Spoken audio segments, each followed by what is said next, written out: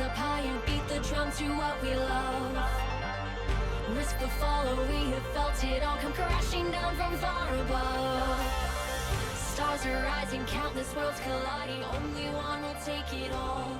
Can we bring to fall the giants? Can we make the final call?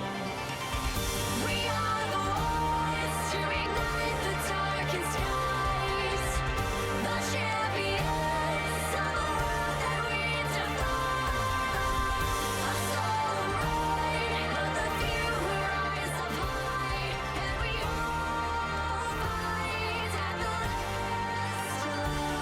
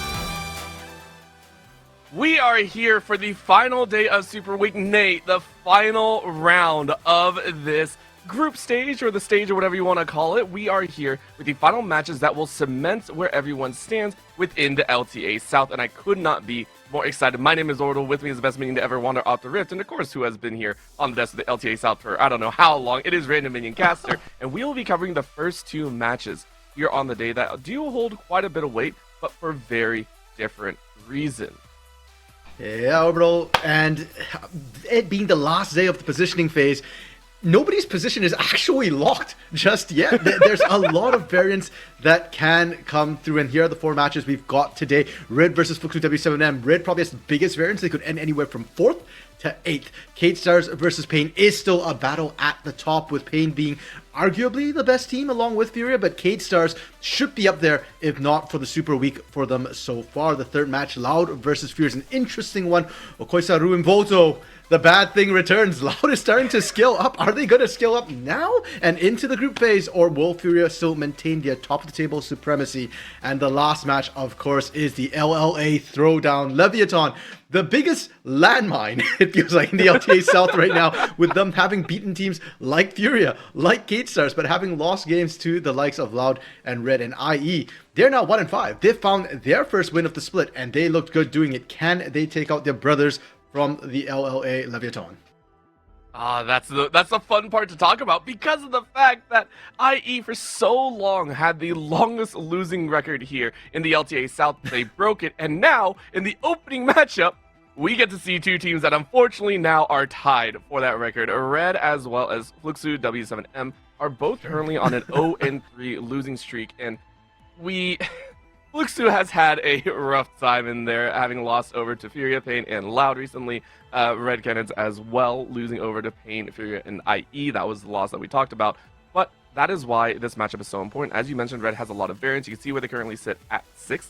They have potential to move all the way up to 4th if the right cards are played, or if they are dealt just a high card at the table, there's a chance they fall all the way down to 8th, which would be terrifying to see. Yeah, and it all starts with this match, right? If Fluxu W7M can pull the win over Red, they move up, and then Red's kind of looking at that 6th to 8th, or really 7th, 8th spot, because they've already lost to Isurus Estral yesterday. They were the team that gave Isurus Estral their first win. So losing to Fluxu W7M here, if Isurus can win later against Leviathan, that puts Red right at the bottom. And for Fluxu, I mean, it's a big momentum sort of game with them. It's a sign of their growth, really. That's what we're looking at for Fluxu W7M. The expectations for this young roster were kind of low. They don't have, that big name coach like Thinkard to kind of help them out. And you know what, if we want to go ahead and pull up their roster here for Fluxu W7M, you can see the sort of young talent that comes through with Hidan, Marvin, and Giggs being promoted from the Pain Gaming Academy squad. Hidan having been in and out of Tier 1 before, Giggs having a little bit of experience.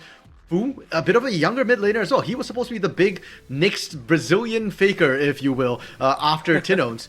But this super week has been very, very unkind to him, where previously, even when Fluxu W7M was losing and he was still doing well, this week, even in their win against Isurus Estral, Fu is posting 0.5 KDA. He's a combined 1-6 and 2 so far this week, and if they want to win today, I'm kind of looking at Fu to regain his old form, along with Gangs in the Jungle, who I think has actually been performing better with this team, has been integrating well this week.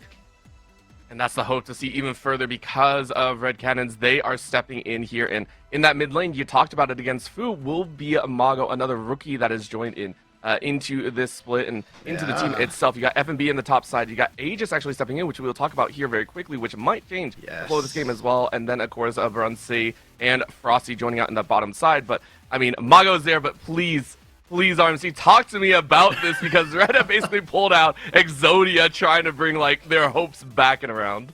Well, I don't know if this is the original Exodia. Maybe Exodia Necros. It feels like they brought Aegis back from the dead here, which is really odd, because when they benched him for Doom, initially they said, oh, it's because, Aegis was sick, Doom played, and he just really gelled with the team. We want to try that. Now when they bring Aegis back, their CEO announced that, well, they sent Aegis down to Academy for discipline reasons, and he has met the criteria and the challenges they've given him to bring him back up here. I don't know how true that is. Feels really, really short notice. Red loses to IE, they hit the panic button. That's what it feels like to me. And understandably so, right? It felt like their loss to Aegis, to Isurus Estral yesterday.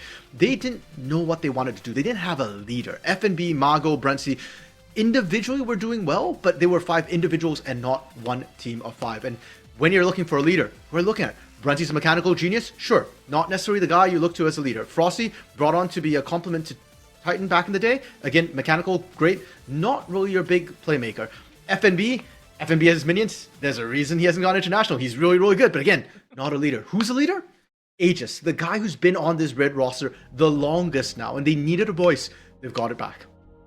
And they give him one of the most engaging champions out there. If you want to pull that trigger to go forward, you give him Sejuani. You literally just say, I go, you go. You don't really have anything else from there. But in this draft right now, you can go ahead and take a look at red. They are on the blue side, and for Fluxu over there on the red. You're going to see some of the bands and the picks coming through. The Rumble and the Corki paired with the Sejuani. But now on the flip side, the Ari and the Vi, a composition that some people hate more than not. And then, of course, rounding it out, possible top side is that Mbessa, so a strong dueling top laner in there for Fluxu W7M. Yeah, and very interesting sort of change from what we saw yesterday. Yesterday it was red with the very individual agency style composition. This time it's Fluxu W7M with that, and with Aegis back on his Sejuani. Again, not a champion necessarily that it feels like it's Aegis' preferred playstyle, but one that he's played a lot of. And like we said, you need a voice to lead. An engaged champion, a playmaker like Sejuani, is just that. You pair it with something like the Rumble for FNB that he has in the past excelled on, and you've already got the basis of an incredibly strong team fight. So a lot of pressure on Fluxu W7M for how they want to play this. They are looking for their bot lane, bot and support. Red with the Corki being a flex. We've seen it both mid and bot. I don't know if it's a Mago champion, so I'm assuming it's bot lane. And I'm going to assume that Red's looking right now for their support and mid laner. Yeah, and I like the fact that for Red specifically, they are saying, okay, we really don't want that mobility to actually dance out here. They banned the Ashe as well, which is, you know, an understandable engage, but the Kalista is one of the higher priority ones for me. If they're going to lock it in, they are... what? Okay, they're dancing. We're not going to worry about that until just at the end of the day, though. They're thinking the misfortune for Marvin. I'm going to sit here and we're going to watch this. We're going to watch this RMC. We're going to... Oh, it's in. All right, so it is in Misfortune, dancing with the likes of them. That is an immobile ADC coming out. Easy pickings for Aegis. And it feels like you're kind of counterpicking yourself a little bit here. Rumble, often considered one of the great picks into a Misfortune. When she stands there for the photo op, you just drop the red carpet and she burns. And either she stops her bullet time or she just melts completely. And yet we're seeing Marvin pick this. Also, for Orbital, there's no setup for Misfortune whatsoever. Yesterday we saw IU make a huge comeback with the Misfortune. Well, guess what? He did it with multiple pieces of setup. You've got to buy. That's it for Fluxu W7. Now you're gonna get a support, right? All of them are on the table pretty much. Only Rakan taken away. You've got Leona, you've got Nautilus, you've got Braum, you've got Rel, you've got Alistar. Everything's on the table, but it's still not great. You've got one piece of setup, and it doesn't protect the Misfortune in this situation. No shot, Geeks. Geeks, please. Geeks, please. Okay. Oh, okay. So this is a little... Oh, what? Wait, what? Oh my gosh. Okay, listen. I sat there and I was like, listen, how crazy are we going to get here? We are going crazy. Never before. You saw the 0-0 on there. We got a fiddlesticks here in the LTA South. If you didn't know Spicy, we got Spice. And it's a fiddlesticks support. Orbital. If it wasn't jungle, okay, like I can kind of see it with the right setup. By support, because that's how that works, right? I don't know. I mean, by support, it could be. That was a thing in the past. I don't know. Gangs has played a lot of weird champions. He has played a lot of weird champions. Fiddlesticks would make more sense on Gangs, but then the Vi support kind of doesn't. I don't know what Fluxu W7M is doing. It feels almost like, hey guys, we're just drafting comfort. We're just drafting what we want to do in this last game of the positioning phase. They're cooking, but I don't know, man. When Rumble's the one bringing the fire, I don't know if Fluxu should be cooking right now. No, the fire might be a little bit too hot. And again, for Red, this is a very important match if you get placed into a certain group, if you move up in the standings. So the fact that you're looking at kind of this oddball pick, either it's going to be a blessing or a curse, I feel like, is the best way you can look at this. If you're looking at that bottom lane, which we're talking about Red, if you're wanting something for Aegis and Mago to really pick on, Fiddlesticks is one of the best to do so. You can really lock down that support if it's not on the proactive side. That Crowstorm has a lot less weight if you are using it reactively. You have to have the proactivity. You have to have the ability to hide inside bushes and everything to make it effective. The fact that Red, if they can pick on that bottom lane, if they can pick on Marvin and Geeks, that's a surefire win option to take over this game. Yeah, it's just such an odd pickup, especially when Fiddlesticks was the R5, and Well, such last second as well. Yeah, and into the Rakan. Rakan's so mobile. I just fear that Fiddlesticks can't really punish the mobility of the Rakan. Rakan's going to dance in, dance out, and Fiddlesticks needs you to kind of sit there and soak the damage. But you know what? I'm here to see what Fluxy W7M might be able to bring to the table, and I do think this is our composition you draft when you feel like you're outmatched and you're sort of the underdog coming into the game. You want to punch up, you bring the element of surprise, and it could be effective against Rid. Rid has struggled when they kind of fall behind. When their game plan gets broken, they sort of lose momentum and look very, very lost. Now that Aegis is back, though, we'll have to see if that changes a lot of things. We should also touch on the fact that they did get the Liver Stool in the bot lane. We talked about Rakan. Brunsey picking up Xayah. That's a champion he's traditionally excelled at. It's really hard to kill him. And when you've got the likes of a Vi going in, you can always counter the Vi with the Featherstorm and just leave her up a creek with no paddle, no CC, lack of damage as well. Mago picking up the Corki is the other one I'm kind of keeping an eye out. We talked a bit about Fu versus Mago being an interesting matchup. Sort of the next up-and-coming Brazilian faker up against the rookie, who was the solo queue phenom in Mago. And Mago made his reputation on melee mid laners, especially AD mid laners.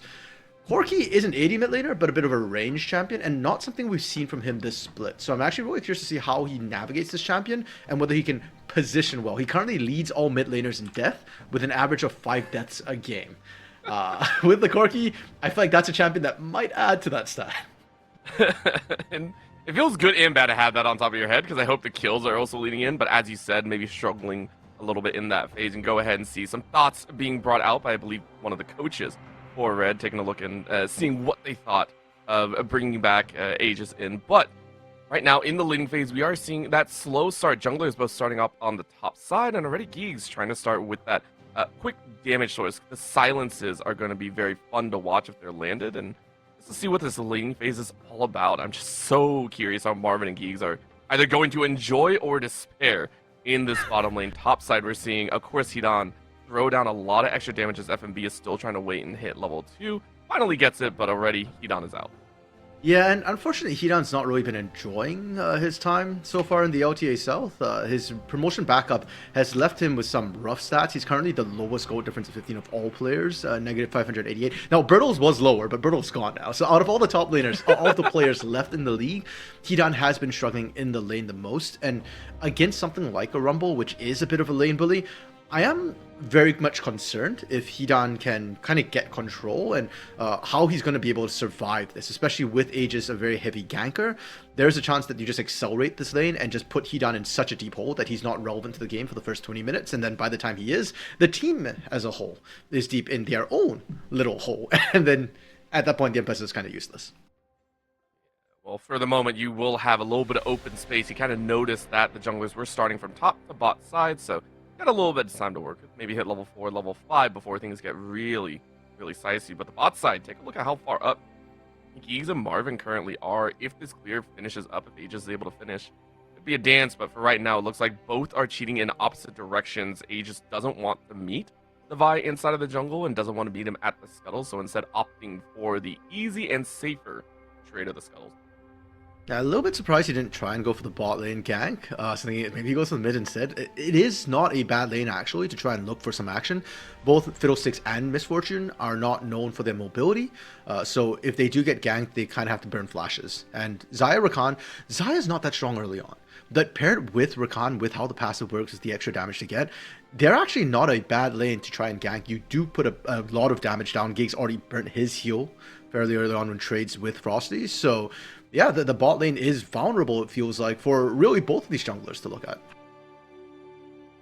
I think that's why you could see Ganks actually laying down a lot of wards over there. You take a look, 3-4 wards, I believe, covered and littered around most entrances outside of the Tribrush.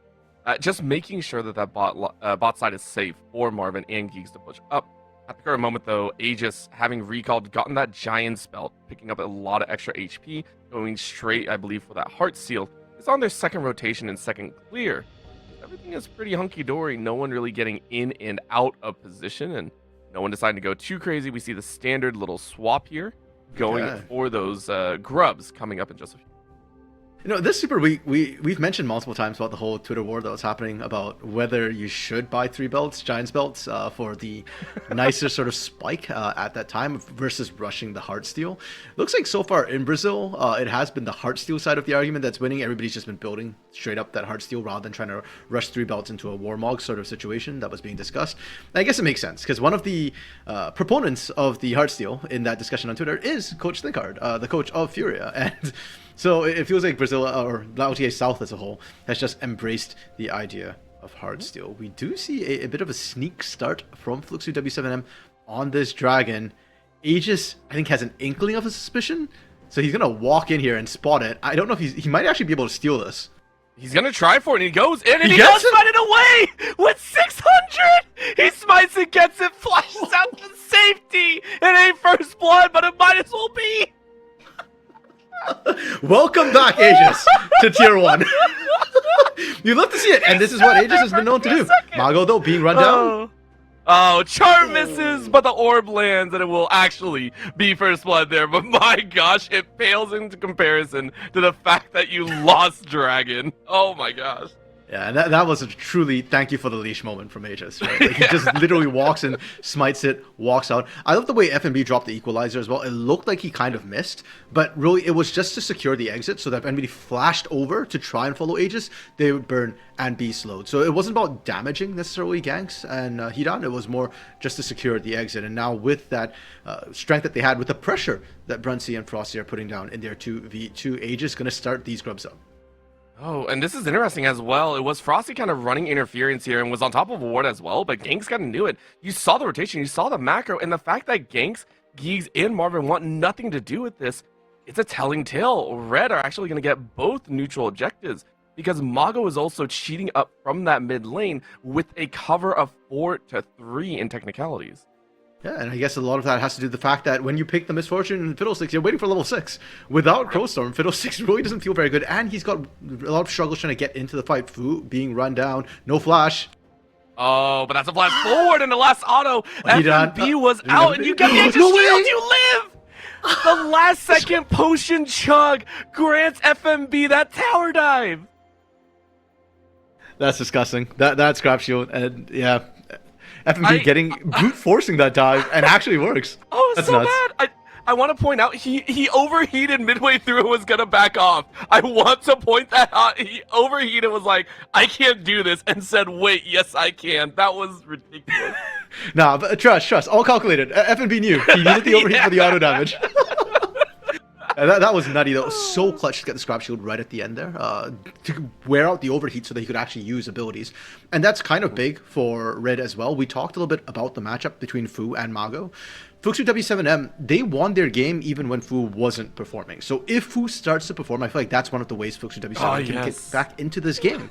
And for Fu, one thing to highlight too is he hesitated right there. You saw FNB, you had a control ward, right? And you have no flash. You don't have Spirit Rush either. So you're really kind of saying that, oh, I can outplay this. And unfortunately for Fu, he was wrong. He gave that kill over unnecessarily, and that's going to hurt Hidan. Well, right now, Aegis is actually getting punished for the advancements that Red have had the majority share of the time. Easy invade from Fluxu W7M. They pick up that kill, they force Aegis a little bit further back, which now is trying to allow Hidan to fight in this top side, especially since FNB is in a minion wave, but FNB's got that burn down, has that extra burn in pocket already. And that's why we already said, like, that kill that Fu gives over is actually going to hurt Hidan, not Fu. Like, Mago is fine. He's equalizing the lane. Actually got a CS advantage. Not necessarily off that. Yeah, he had that from the early start, by the way. That was pretty helpful for him. Makes sense. I mean, Corki is one of the better traders early on. He's got a lot of burst damage. What I do think that Invade does do, though, is for Fluxu W7N, first of all, Marvin and Geeks are level 6, and they can start looking to pressure in on strong points of the map. Anytime Fu gets an advantage, anytime Geeks and Marvin gets an advantage, look to see gangs trying to get aggressive there. Oh, cleanse and flash out from Marvin, so Marvin is going to be, let's say, pace the Keegs with the Crowstorm tech. No knockups meant a free channel. And you are going to get out to safety, but you lose, as you were just mentioning, those proactive big wombo pieces to set up.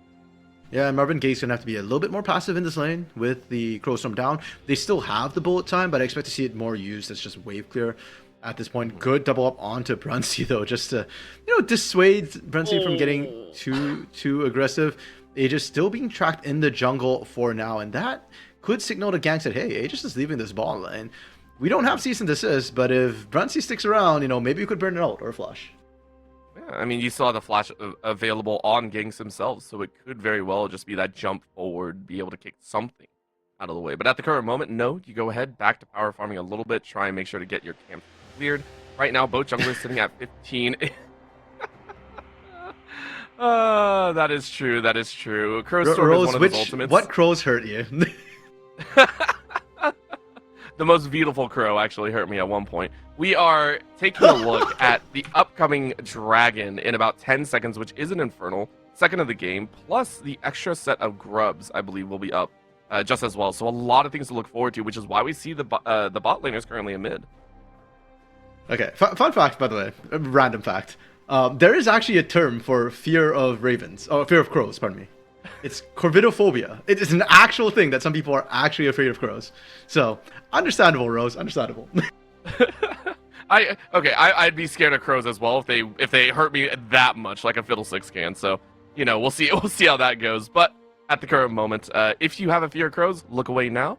If you do not, though, we are looking at Aegis and the rest of Red looking for 6 grubs. If they are able to get it, all of a sudden their pushing power is going to be immense. Not even a glance down at the dragon at this time. Now, Fluxus W7M trying to contest these grubs gets a little bit iffy. They need about maybe 15-20 seconds. The Crowstorm actually isn't quite back up yet. So they do want a team fight soon, but they need it on their own terms. Bullet time is up and available. And for Red, they're setting up. They've got really, really good vision.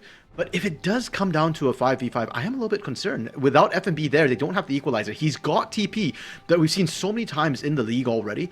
The changes to TP, the nerfs to it, makes it take a lot longer to actually get to your destination. And by the time FMB gets there, the equalizer might just be cleanup rather than actually a tool that can win them a fight. Not just that, but in the lane presence itself, you're going up against an Ahri who has an easy charm and takeaway, so backing away is Red. They got one of the grubs, so you got what you wanted. You went ahead and made sure that they don't get the full camp clear. You get the empowered grubs, and now you can take a look at Dragon instead because you drew so many people up to the top side and burning that TP as well. Mago joining down in that bottom side means that it will be a Red Cannons to be looking at that 3 global camp take, meaning they will grab the feet just as well. Yeah, really nice fast rotation coming through from Red, and that's something I think that they were lacking a little bit yesterday. They didn't seem to have a clear direction. Obviously, Aegis coming back in has definitely already fixed that part of the issue for them. Now, one thing that Doom did better than we've seen from Aegis so far this game is ganking. We've not really seen Aegis pull the trigger on any of these plays. He's been playing it kind of slow, focus on the objectives. It's objectively the right way to play League of Legends, right? Objectives are worth more than kills, but at the same time, when you've got the Sejuani, when you've got this Red roster with FNB, Brunsey, Frosty, and Mago on there, I would like to see them hand check teams. That's how they've found a lot of success up to this point with Doom, and that part of how Doom was playing, I don't hate. One of those moments where you're like, we kind of want to see the old players. We want to see them step up, and at the current moment, we're just not. FNB, though, trying to hands check without any sort of CC. Hidan getting burned out of this top lane, and once again, we're seeing kind of that shift. Now, with a look up towards the top side, though, Hidan sitting on top of Pink Ward and now taking a lot of time, already using some of the dashes, means Hidan might be in a little bit of trouble. Good flash out to safety. I don't think they're going to dive anywhere under tower, but with that second tower shot, maybe you can do some work. Hidan realizes that no, you can't. And with that flash and burn, it's easy pickings for FNB. Frosty even getting in on the action. Yeah, I'm going to be honest, even if Frosty didn't get in on the action, I think Hidan was dead to rights. Turning around right there. Yeah, that was just straight up greed. He wanted the extra, the kill. He thought he had it. He thought Ganks was nearby, and Ganks was, but not near enough. Ganks didn't want to burn that flash. And now, yeah, you're lucky that FNB didn't want to just sit in that top lane and continue pushing, or else you'd be, potentially maybe even losing the turret if they did want to step up their gigs. Seeing the bot lane was threatening the jump over the wall against a squishy like Mago. There's a chance they could burst them down, but deciding, okay, for now, no Seeker's Arm Guard, no safety. Okay, I don't want to feed over a kill. I wonder if you're almost looking for Brunsey, like Mago coming back with a little bit, with the Triforce already completed. You're like, okay, maybe can't dive that one. So, eyes out though. As you called, Brunsey, of course, showing in the mid lane. No worries there. We are pacing and on pace for a chance at a fight later on though, because we are going to have, I believe, Herald up in just a few, and going to be looking at a play on that end just as well. I'm always curious to see where the Herald goes and who is able to use it.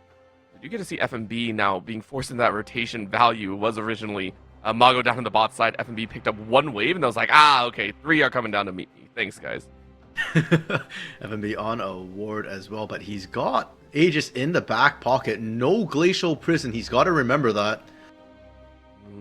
But of course, just kind of sweeping away the vision and showing the threat of presence. However, with a 4 versus 3 stance, looks like Fluxu W7M are going to overload the bottom side of the map, collect for themselves this first tower, putting the feats at 1-1. Yeah, really well played from Fluxu W7M, and that leaves only the feat of Warfare. So the next kill will decide who gets the actual feats of Strength. And we're 15 minutes in Orbital. We've not seen a 4v4, much less a 5v5. A very measured play from both of these teams, and very surprising with the compositions that they have drafted. Both these teams can fight fairly early on, have a lot of strength. Equalizer along with the Glacial Prison on the side of red for Fluxu W7M. They had the Crow Storm, they had the bullet time. Well, they still have it. And I really want to see the combo from Marvin and Giggs. Like, I did not understand this bot lane. I don't think it's amazing. The fact that Bruncey's getting a bit of a lead as a Xayah against a Misfortune is not a great sign that this duo was meant for the laning phase. So it has to be for the team fight, right?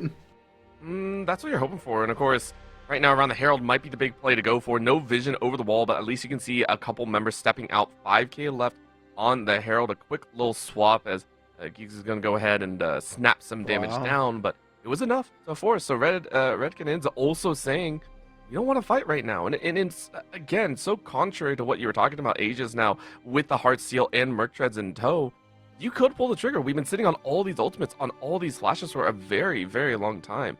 And nothing has been done, but right now, this is the chance. FMB caught window shopping. I don't think that's going to feel really good. FMB dead to rights here. Another orb goes right through, and a charm to finish it off. There it is. It will be 3 total. The Fluxu W7M, whereas Red Cannons go ahead and take the Herald. Fu doesn't miss those. Charm after charm. FNB holding his flash. Didn't actually use it because he knew he was really far up the lane and pretty much dead to Reds. The moment the TP got interrupted, he was dead. But I think for Red, they're fine with that. They wanted the objective and they cared less about the feats. And so they're saying, okay, the moment FNB kind of got caught out, we know Ganks is down there. So if Ganks is down there, he can't smite steal, we'll just take the Herald. And it's a question now of what Red can get out of it in the near future, and whether or not it can maximize giving over that permanent boost with the feats of strength going over the way to W7M.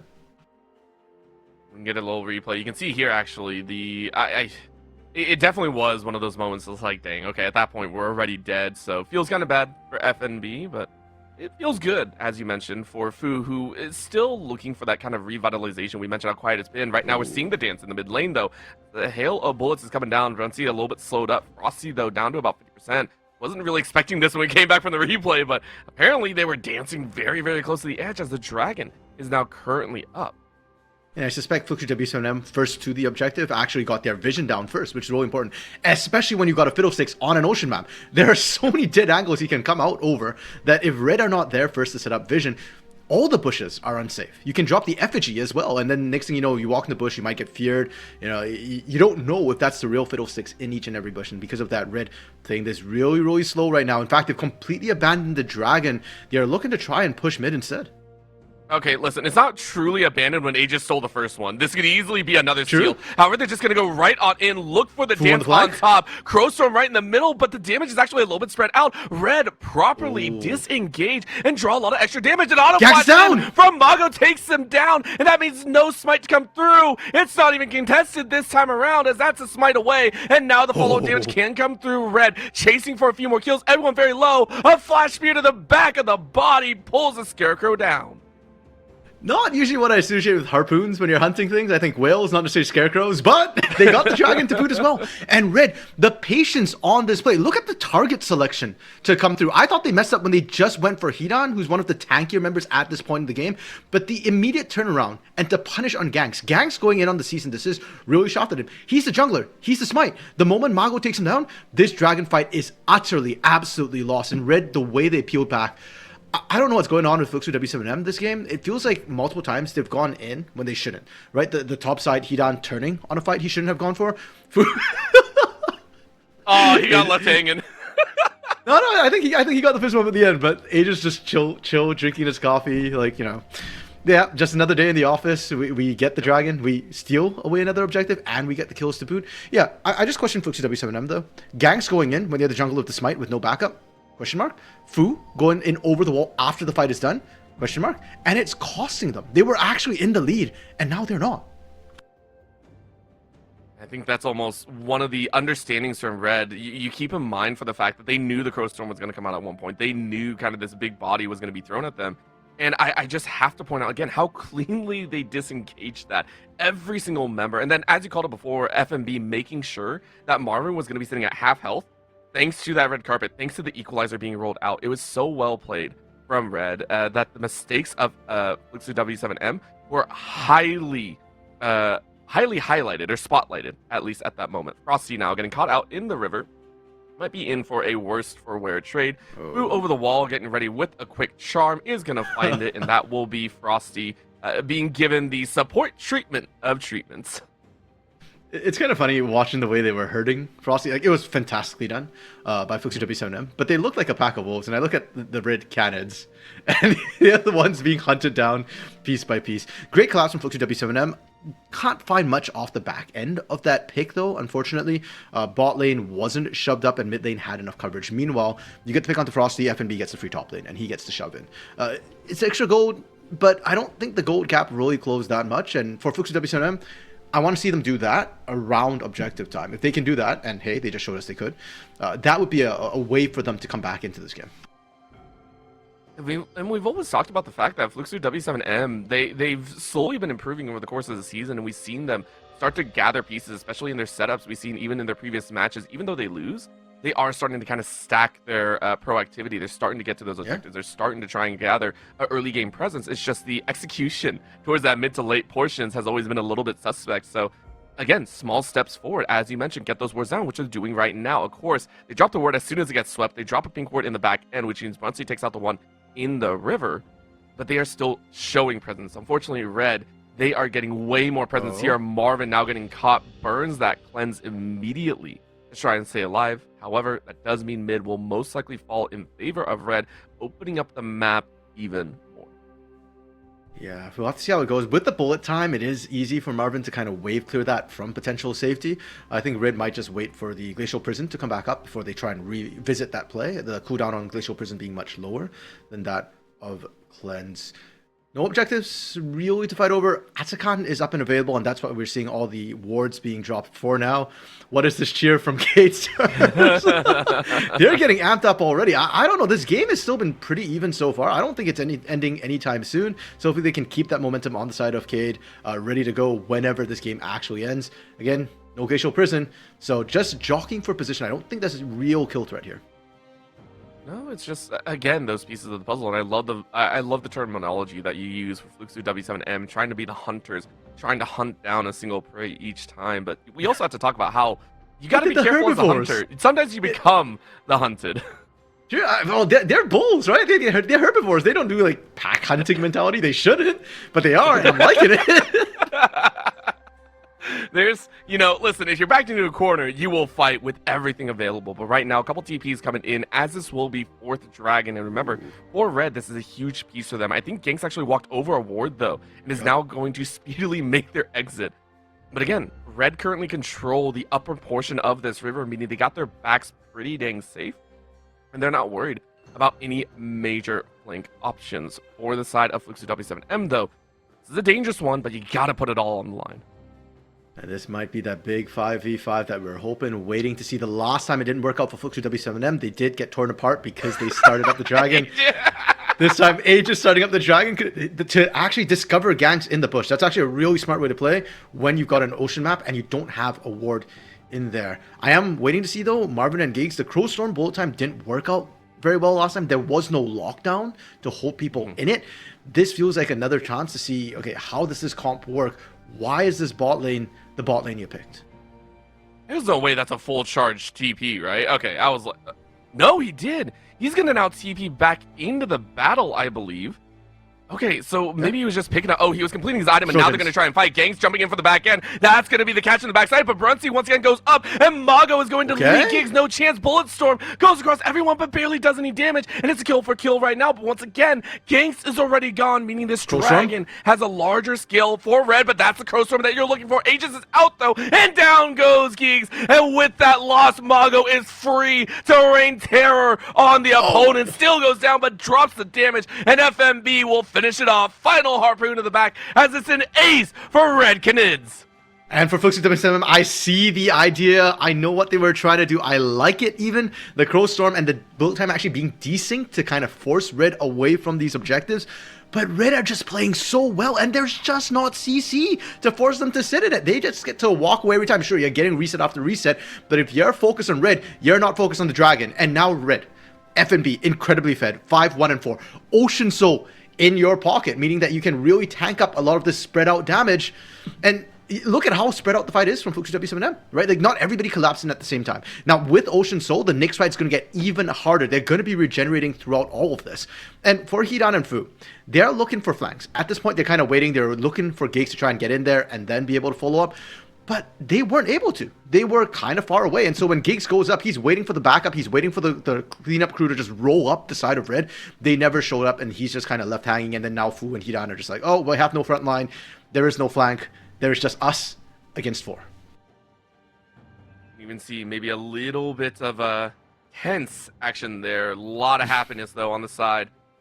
Being able to grab the Dragon for Red, and now they get to almost bully their way into the top side. A little bit of a snipe, though. Good call by Hidan. Saw them coming around the edge, but how quickly can you get out? Frosty is going to stay safe, but that is going to be a neutralization on the far end. That was a solo by Geeks, I believe, so well caught on Brunsey, and now Red are on the run. No Crowstorm to slow them down, but Mago trailing a little bit further behind. Flash forward by Fu, and they catch Mago. No Ocean Soul to sustain through that one, as that's just a huge burn. And it looks like Fluxy W7M are going to be able to try for this Otacon, or are they going to turn for the Baron instead? Either it's going to be kind of risky. Equalizer is available for FNB, as is the Glacial Prison from Aegis, and both Baron and Otacon do shred. So I think Fluxy W7M are better served looking for the turnaround, and they are doing that. Gigs was actually cutting off on the side. Fu doesn't have Spirit Rush available. Aegis looking for the steal. I mean, Aegis might be just trying to get vision as well. I think they have vision outside and they see it, but FMB now dropping the equalizer is going to burn the Baron down a little bit more. Marvin is gone now, and they're going to jump in. No way, this is another spike. No way, this is another spike fight. He does it again!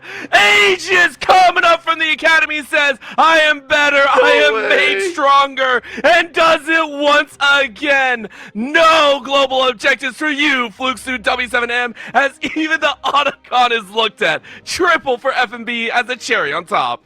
Anybody who picked FNB for their fantasy this week, eating good off this game.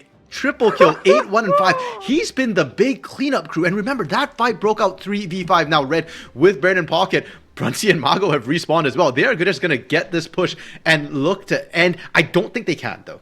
15 seconds still on the death timers. Yeah, at best, I think you get maybe both the Nexus turrets, but on the Nexus itself, we've seen Fluxy W7M, when cornered, when backed, with their backs up against the wall, they know to bite back. This whole fight starts with them actually going like, okay, we know Brunsey doesn't have his flash, we know he doesn't have cleanse, and we know he doesn't have Featherstorm. So if you're pushing in on us, we're just gonna pull the trigger. We don't. The replay didn't start that far back. It just shows the Aegis though. Aegis doesn't miss these, and Gangs, buddy, you can't be losing smite fights like that repeatedly. Also, to be fair to Gangs there, Fluxy W7M probably should have been looking to peel off the Aegis walk-in, right? Like, you need to stop.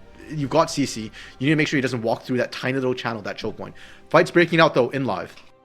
Yes, it is, and now we're going to dance right on top as Gangs this time. No global objectives around, but enough to bring the pain as the red carpet rolls out. So everyone in the back end. Bullet time doesn't really do any damage because Red just kite away. Marvin is the only full HP member as Fu says no. Down they go once again, and this is Red Canids taking everything on the map, exploding now at 16 and 9, 7.2k lead. And Red are just dotting their I's, crossing the T's right now. Yep. Do we need to do Otacon? Probably not. We could probably look to push in, take inhib, maybe take some Nexus stars, maybe threaten the Nexus itself. But yeah, Red aren't willing to throw anything. And we didn't get to see the start of the fight. I'm sure they'll show a replay of how it started, but it looks like it might have been a 5v4 with Marvin not being present in the area. And if it was a 5v4, I think Fluxus W7 held out pretty well. We're starting to see the wallet diff come through a little bit there.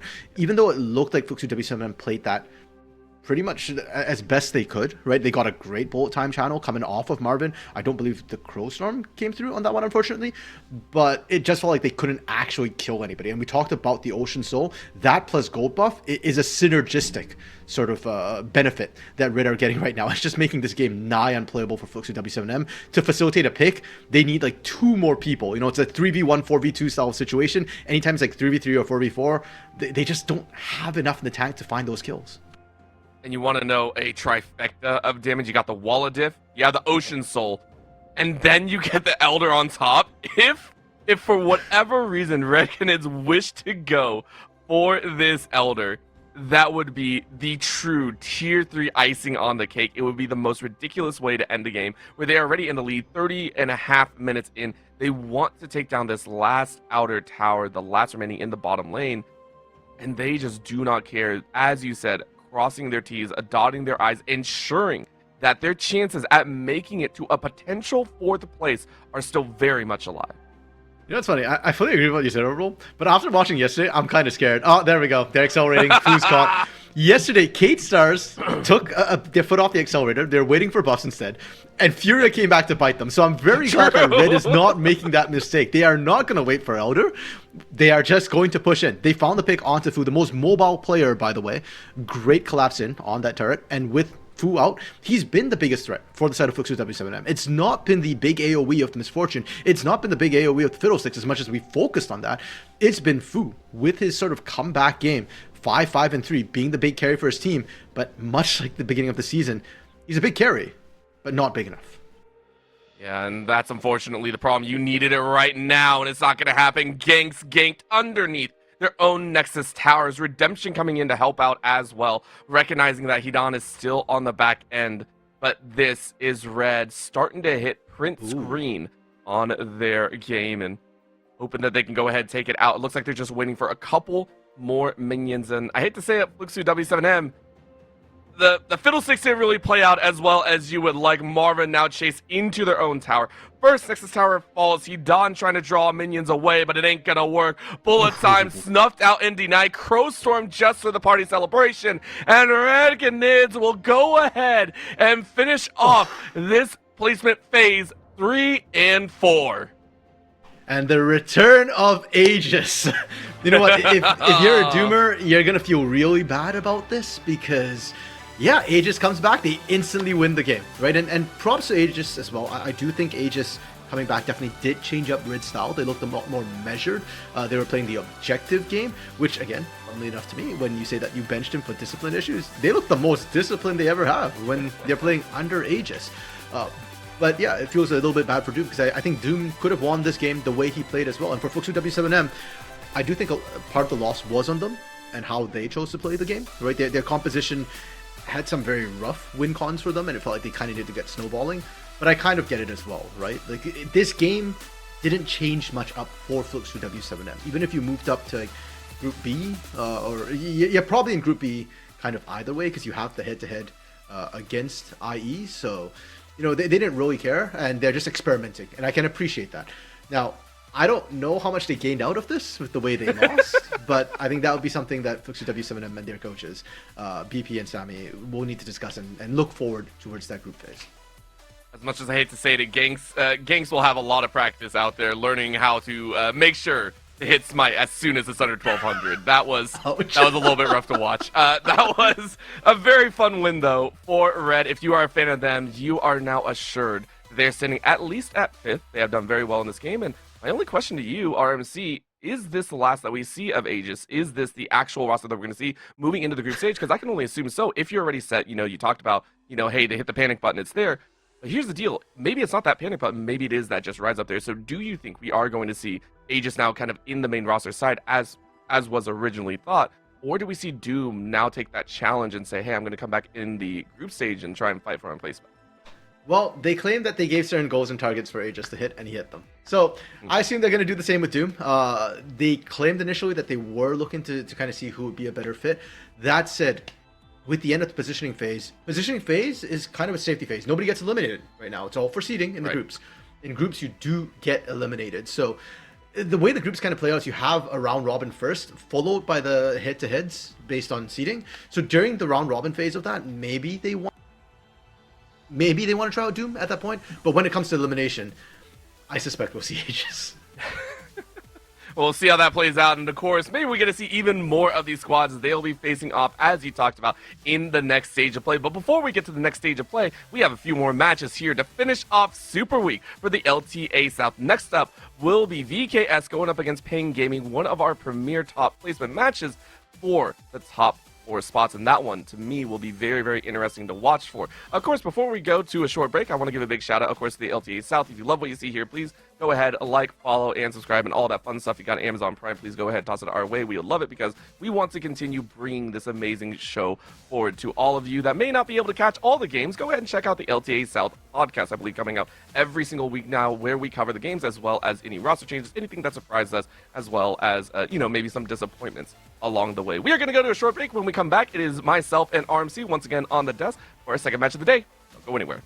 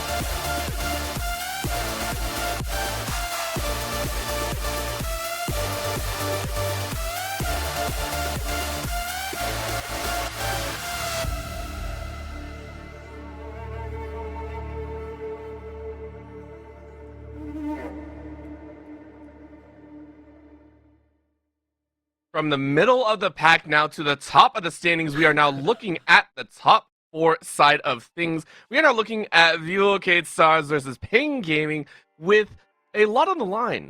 Possibly a second place placement for Pain Gaming. And Cade Stars looking to bounce back this super week. They have had one of the roughest turnarounds that they are hoping to show that it's not just for the beginning and then all turbulence at the end.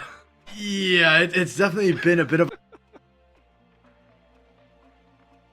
I think we lost RMC hold there. on, there we go. Even Cade Stars, Cade Stars knocked out RMC's mic. That is how crazy this is. I was just giving you the Cade Stars demonstration. First game, everything was working right. Second game, everything went to hell and back, Orbital, because unfortunately for Cade Stars, just last week, just the beginning of this week, we were talking about Cade Stars as, oh, you know, this is a team that keeps finishing first in the regular season. They're really, really good. Best at best of ones.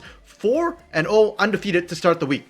This week, Orbital, they've been 0-2, and we knew it was going to be hell week for them. We knew it was going to be rough, right? They're up against Pain and Furia. We did not expect their loss to Leviathan, much less how they lost to Leviathan. They just keeled over and died, did absolutely nothing. The game yesterday, to me, though, was the big mental breaker for them. Right, they were winning literally right up to the moment they lost. One team fight, game was over. Right, I was still in shock after watching that. It's been a day, Orbital. I'm still in shock from how that particular game went. So up against Pain right now for Cade Stars, it almost feels like it's no longer a battle at the top anymore. It's really a redemption story for Cade Stars. They want to bounce back, not just for what it means in terms of their seeding, but more for their mental. Going into the group phase, hey, we want to prove that we're not just, you know, a middle of the pack team that beats down a weaker team that we got here by strength of schedule. We are a top team. We deserve to be here, and beating Pain would silence the doubters. Of course, that's a difficult stance because, as you said, it would silence the doubters, but in more ways than one, Pain are currently on the up and up. Everyone loves to love them. Everyone loves to also hate on them, but they have been showing up here right now in contention in standings against Furia, both sitting at 5-1. And yes, even if Pain Gaming win here, they're sitting at primarily second unless Furia lose in their upcoming matchup. Yep. But it is going to look like a very difficult matchup. So far, Weiser, Theriok, Romer, Cheeton, and Curry have all looked really, really good in their last 3 against Red, Fluxu, and Leviathan. I mean, this squad is surging forward. Yeah, and you look at that, like, Titan and Korea are still considered, you know, the best bot lane in Brazil, and arguably in LTA South, since, you know, we've kind of seen Leviathan and IE struggle quite a bit. Weiser leading the pack in terms of average kills, which is rare in this league when it comes to top laners. Karaoke has the most MVPs, 5 MVPs out of 6 wins, by the way, for Pain Gaming. So he's been the boy wonder and absolutely popping off. We do see Pain are on the blue side for this game, and Orbital, I don't know what happened this week. Misfortune has shot to the top of the prio list. She's overtaking even the likes of Varus and Kalista, it feels like. Yep, it has. Well, I also think it's because Varus is usually banned out. Like, well, sometimes, of course, but it does feel like they kind of drop down there saying, hey, we need the best of mobility, we need the best of everything else. You have it, but first picked worthy is a little bit crazy to me. As we do go ahead and take a look at VKS, they're drafting a little bit more poke to also try and match the Misfortune. You see the Jason there, and now you see the Xin Zhao to try and jump in on that piece, to try and jump and catch the Misfortune. And also have that Crescent Guard. Crescent Guard is amazing at blocking that ultimate. It's another kind of deterrent piece at the end of the day. Last pickup here, or first, I should say, for the second turn for Pain. Let's see what they go. They go for the Scion Meatball style in the top lane. And that is such a departure from the usual Weiser playstyle we've seen this split. Weiser can play tanks. It's not like he can't. I think that's worth saying in Brazil and that South, where here in LTA South, a lot of our top laners like to play carries, right? But Weiser used to be able to play tanks. He just hasn't recently, and that's why he's been averaging like 6.2 kills right now, right? He's been playing things like Rumble, Gwen, Jace. He even had a Camille game. So with the Scion, it does feel like Pain saying, okay, we're going back to our roots a little bit. We're going back to that big team fighting team that we used to be. And we're going to play for our carries, Titan and Romer. And for Romer, that's important because Romer has not had the best split so far. He's still bidding down here in the LTA South. He's had some good games on the Xerath, you know, and the Corki. He's had some less good games on things like the Sylas and the Yone. And I feel like this game, they are trying to set Romer up to have the best game he can. Okay, so here's the deal as well. Hear me out here. This is maybe a little bit LTA North getting in my brain and maybe a little bit like Tier 2 side. Okay. What are the possibilities of this being a Scion support here? Because with an Ivern, oh, come on, man. You can't even give me that. All right, fine. right, fair enough, fair enough. No, Yeah, nothing no. of the sort. I want to bring some craziness. No Yeah, chance. but that Pain does have some weird pocket picks that come up. I think Korea is one of the first to start playing the Nico support in the region. But Sion's a great top laner here into True, Jace, yeah. and if you're not playing him to Jace, I don't know why you wanted to pick him instead. Because Sion basically outscales the Jace eventually, and he can hold the lane fairly well into the range matchup, and that's one of the reasons why we do see Sion being picked right here. So yeah, I would be shocked if they sent the Sion bot for funsies. Curry's so much better on things like the Alistar and the Rakan. Yeah, listen. Let my brain go to sleep real quick. It needs to go back into the dumpster real quick. Taking a look here, we are going to get that Yone ban out, though. It makes sense considering you see the Ivern. We just talked about Roamer needing a strong carry. You take one of those away. Bot side ADCs, again, the Ashe banned away. It is understood that you cannot allow this long-range engage tool to snipe out the Misfortune. Not only that, we're looking for something to kind of complement in the support role. We're still waiting to see if that's going to be targeted at all. Everything is still up, and there's the Alistar so saying, hey, you're not going to get the headbutt to keep everyone else away. I like both of those calls. Again, identification by VKS to try and make sure Misfortune is not as safe as. Yeah, and there's always the threat of Mateus picking something like a Kaisa, which can go diving that backline and hunting that Misfortune. I do think there's a bit of a missed opportunity, though. I don't feel like the Alistar ban is necessary when there's so many other supports available. Kuri's Alistar is built different, but his Rel is just as good. His Leona, he's shown off before. I think you've been better off banning mid-lane AD carries, things like Tristana or Corki, because that's often what we see paired with the Ivern. When you see an Ivern, a lot of times it's double AD carry composition, where you just roll through team fights front to back. And Roamer was spamming that Corki early on in the season, so I'd expect to see the Corki potentially be one of the higher thoughts for the side of Pain Gaming here. I like the Rel being able to dance in with the Xin Zhao as well. Right now, the damage scaling itself, Jace and Talia going to be doing enough from the back line, so you say, hey, let's bring the Rel, let's bring a little bit of front line, and let's keep them all close as well. This is looking a bit spicy, though. If this, okay, there's a roll around. You do need a little bit of setup. We were just talking about this. Yes, the Sion can do so. The Ivern can help with a little bit of CC, but you need a strong piece. As that is going to be a Ziggs being locked in here. As I was just talking, maybe not the piece that I wanted, but it is going to be nice in that mid lane, keeping the range value against the Talia. Yeah, and I don't hate it. Ziggs can pop out quite a bit of consistent damage in team fights as well with his passive. He fulfills a similar role to AD carries, great turret taker as well, and it gives you the magic damage that kind of diversifies this team's sort of portfolio, if you will, in terms of their damage profile. Profile, that's the word I was looking for. with the Leona as well, with the Sion, you've got a lot of lockdown. Daisy for Ivern can really follow up, and for Cade Stars, at this point, yeah, you're looking at this kind of going, we can't team fight this comp. Like, we don't really have the comp for it. As I say that, though, they are thinking about Kaisa diving into the backline. We did kind of talk about it. Now, Kaisa into this comp is a little bit tough, especially if Leona stays back to peel. You've got the shields from the Ivern that can absolutely mess you up as well. I was going to say, but it's a great pick for Mateus. If Mateus picks it, he's basically going, I can beat you, Titan, in lane and out of lane. But the Zeri, I think, is a much safer option. The composition from VKS, I think, is a good adaptation, realizing that if we can't win the straight-up front-to-back team fight, let's go with a bit more of a split fight. We'll try and break it up with the Talia, with the Xin Zhao. Give Morteus something that can kite around and outplay the likes of the Misfortune and the Ziggs. 100%. I like this call down, and again, with this ability to be very mobile, I'm actually really liking what VKS can do, and this is also, I think, a plethora of understanding in you need to have a good early game to really ramp things up. As you talked about, the Sion is going to be outscaling in the HP department mid to late. You will get kited a little bit, but having that Leona on the back pocket is going to be nice. And then the bombs coming out of the Ziggs will chew through towers, keep you at arm's length the entire time. So I feel a lot of this is going to rely on VKS having a stronger chance in the early stages, taking control of the game, making sure that they are on top of it, and to be able to, once again, silence the naysayers. But Pain Gaming, I mean, they're coming out with some fire with their comp, with their style, and with their confidence as well. They want to end this placement stage at 6-1, and they are going to try and do it here. Let's go ahead and dive on into the game. 2 of 4, at least 2nd of 4, as we have 2 more afterwards just as well. Third last game of the positioning phase as well. And nothing, by the way, Orbital, worth noting, nothing is locked after this game. Win or lose, it depends on the latter 2 games to really figure out what's happening. I think the first lock we'll see will be after game 3 when Furia win or lose. Pain fans in support and solidarity with their team. I think Pain fans are feeling pretty confident right now that the draft is simple. It's very straightforward. The win cons, it's easy to execute. And that matters a lot here in the LTA South as contrasted to what Cade Stars have, which there are more options for Cade Stars, but it feels like more things have to go right for them to make it work. Not sure if there's some sort of tech issue happening there. Titan looking very focused at the base of his monitor there.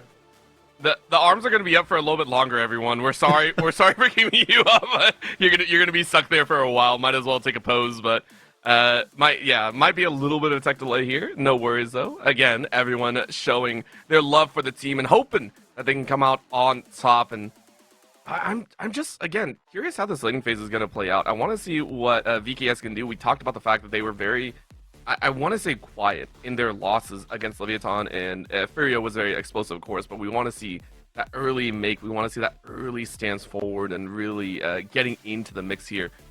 Looks like we are getting things situated here. Yep, go ahead, grab the jacket. It's a little bit cold on stage for sure. Make sure to keep the hands warm, and there we go. Yeah. Get the jacket on, get a little bit warm, get ready for the matchup here. Part of me is so conditioned by the LTA South that anytime I see a player stand up, I'm expecting to see screaming.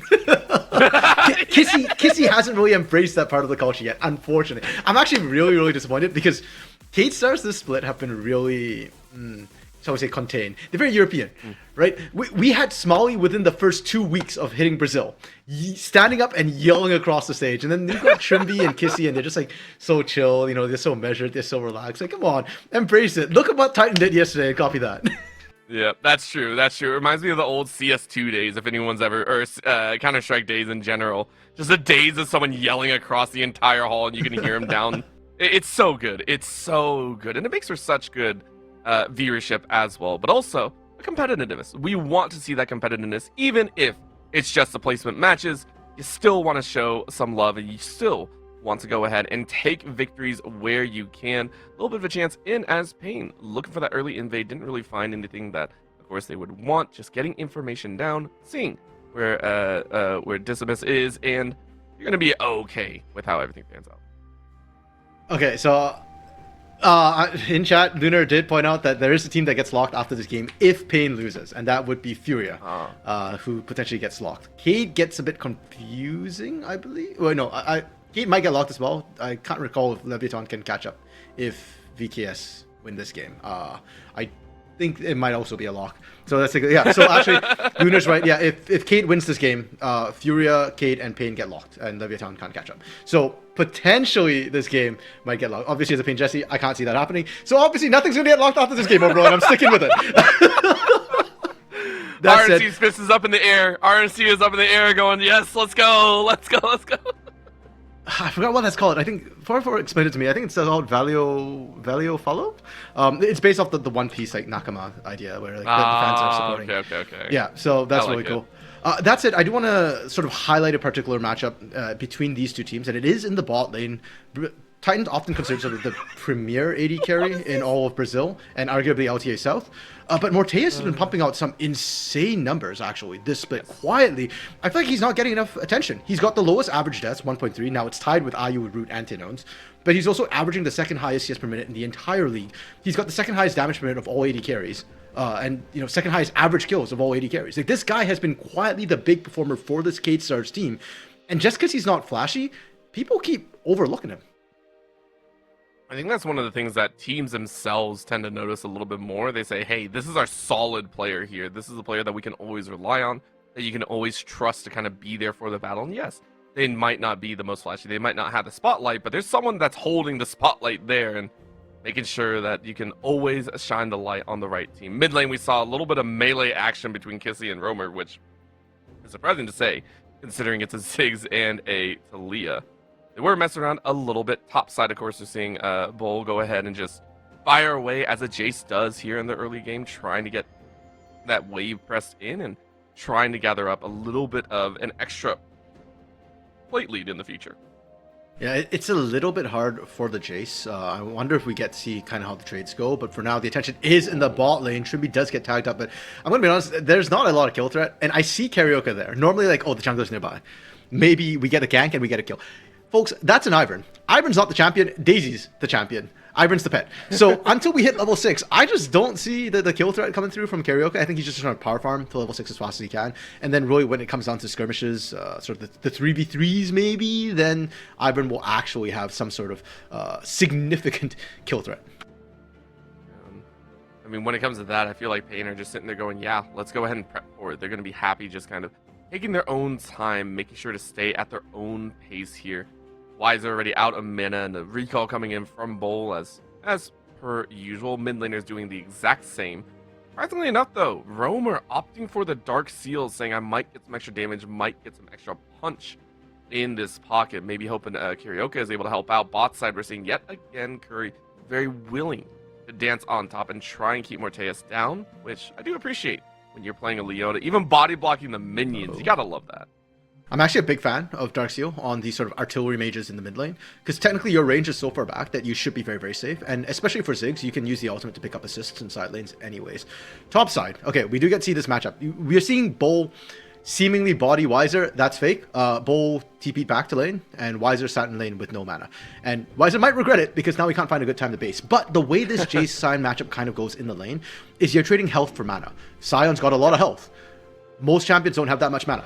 So a lot of times you'll see Jace run out of mana trying to deal with the Sion. And if you're just playing with the ranged form, the cannon form, you're actually playing in range of Sion's abilities. So normally speaking, like Sion's perfectly fine to just kind of hold that lane, wave clear out. Yeah, you'll probably lose a plate or two throughout the entire laning phase, but not this much damage early on. This is a screw up from Wiser in terms of the back timing. He let Bull get the back off, and he doesn't have enough mana to actually wave clear or hold. They were waiting for this lane swap to come through, which Pain has done almost every single game, fairly early on, around the 5-6 minute mark. And because of that, Bull actually gets a really good advantage on a carry champion that he's been generally performing well with this split.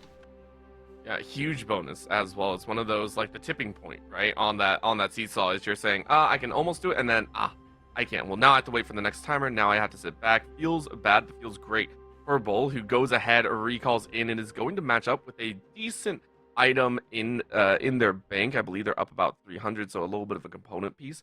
Already has a tier that was already being built, but the Caulfield's Warhammer going to be bringing a little bit more damage down. Dismiss, though, setting up for this dragon. As we mentioned before, the trade of these objectives is really what you're calling down, but Morteus clearing out that pink ward as best as possible. Curry running interference again.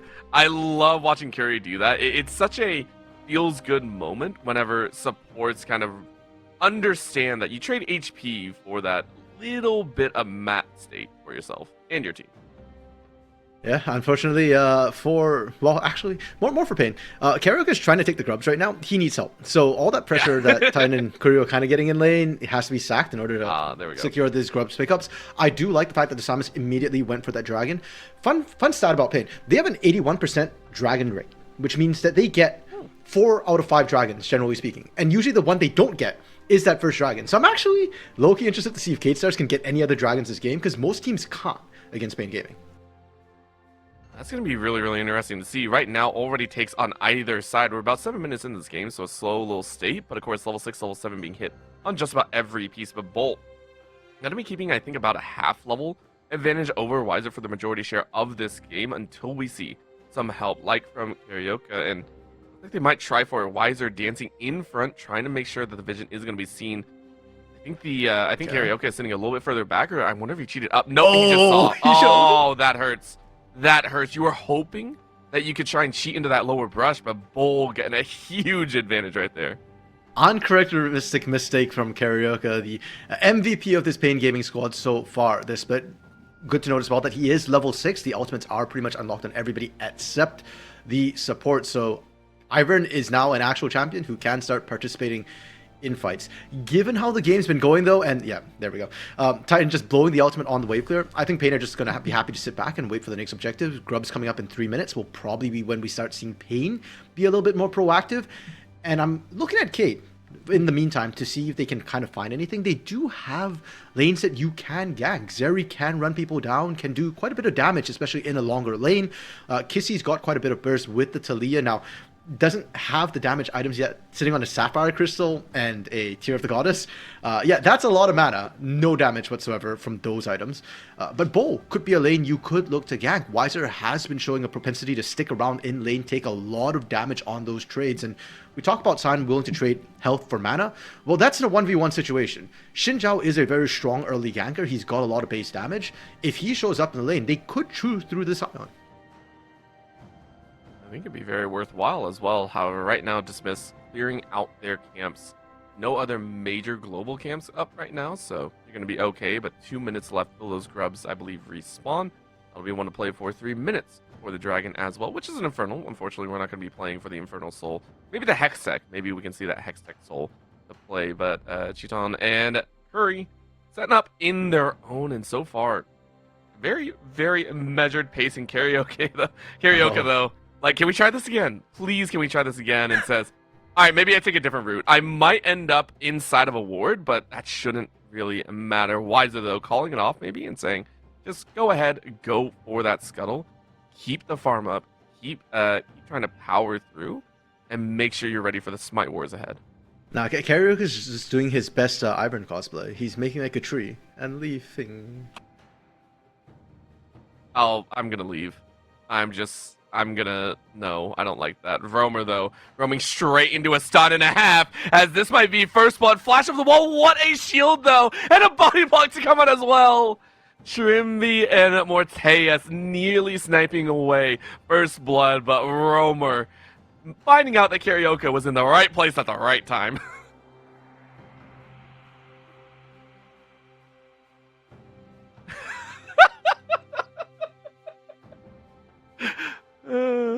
I love that. Minions respawn after 30 seconds. I'm back, baby. No, but it was a great catch from K-Stars. I love the sort of warding situation. And to a certain extent, that's also Roamer trying to cheat a little bit on that rotation. Wasn't able to complete that and had to burn the teleport instead now to go up to that top side. Pain still get the setup they want, though. With their duo in the mid lane, with Weiser going down to the bot side with the TP available to join that grub spy top side. And Sion has the unstoppable onslaught as well. He can run from bot to top. Faster, actually, and covering more distance than Kissy can with the Weaver's Wall. Well, guess what? Roamer, after losing that flash, is getting batted into the arms of Dismiss. Karaoke, though, is there for it because Roamer. the grubs were up. Roamer trying to throw down the damage, and maybe you fall down. You do, but it's a heavy dive in. Solo Further coming in to slow things down, but it looks like VKS might have found their fight. In comes the Weavers, while everyone on the side of Pain trying to dance away, flash away from the earth, the moving earth. And it is going to be VKS just with one, but explosive fight around this grub take leads VKS in the lead. They will gather 3 for themselves as well. And once again, it's Roamer getting caught on a really, really awkward move, and he's just getting punished. And K-Stars, this is what we want to see from them. They're able to get the second set of grubs, right? So they split the grubs kind of 3 and 3. They're not going to lose too much for it. I think good call from Weiser, just stick in that lane, but that's a Sion pushing, and this is about Sion. We're not seeing, the AD builds coming through to really take that damage. So K-Stars getting ahead of the tempo play, and you can see from the replay too, Roamer just... It's a very similar mistake to what he did when he was transitioning from mid to bot lane. He's not taking the safe route. He's just walking down as fast as he can. And unfortunately for him, Disarmus was in the area looking for the gank already. So you're taking so much damage while you're trying to move. That's not how the Zig's supposed to work. You bought the Dark Seal because Zig's supposed to just outrange the opponent. You're not walking in melee range of that. If you're doing that, you're dead to rights already. And Pain kind of on the back foot. A lot of the small leads they were accruing the early game have just all been spent and lost. It feels bad when it's only one person that's been doing it. Of course, Roamer will scale up a little bit later, but will take a time. I think earlier had about a 10 to 12 CS lead and is now back down to even or in favor of Kissy. Dragon is up now, though, and Pain lost out originally. Now doesn't want to lose this one as well. You can see a little bit of rotation, no TP on Roamer. So it is just going to be a straight up 4v4 unless Kissy decides to walk down, use that Weaver's Wall, which should be up in about 20-30 seconds. Yeah, but Dragon's up now. And like we said, Pain, 81% Dragon rate. They really like their Dragons. Now, I don't know if they have the strength to fight this one Titan with the white flag.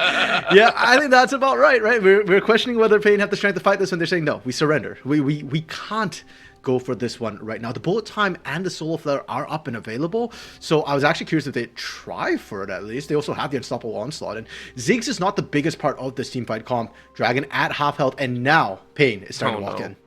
Oh no, in comes the unstoppable onslaught, yes. straight on to Decimus, and there is no chance in the world. Pain retained their fight in the half as they shove all of VKS out. Bull goes down, and that's gonna be 2 to the name of Pain plus the Dragon. So they did decide to go for it, Orbital, and I love the patience on it. Now, normally we see these teams, especially with Misfortune, want to be the first team there, want to set up the engage, but with so many triggers they can pull. Pain were happy to let Cade start it up, take a little bit of that damage, and then collapse right in. And for Cade, unfortunately, I think they were confident as well, saying that, okay, we are here first, we've got the numbers, we've got the Xinjiao. And watch how the initiation comes through, the CC chain that came out. Zero hesitation to dump everything on Decimus. Yes, he's the tankiest member in this fight, but he's also the jungler, and he's Xinjiao. He's not a full-on tank either. This is just icing on the cake, and that flash art from Titan. You love to see it. We see it on his Ezreal all the time with the arcane shifts, and normally a lot of Pain fans clench when they see that, but that one, no, that was perfect. You dodge over the stun, you get the hunt down onto Bull, and both kills going on to Titan, onto this Misfortune, who, if she accelerates, can be the big winning crowning piece for this Pain composition. I think one of the things as well is a lot of people don't understand in the relative phase, like if you are just firing away, it's huge to go ahead and just hardcore kill one person. In a lot of scenarios, you can actually break a team like that if you dump all the ultimates in. If you catch that one person, it is a mental block sometimes where you're just like, oh, we can't fight.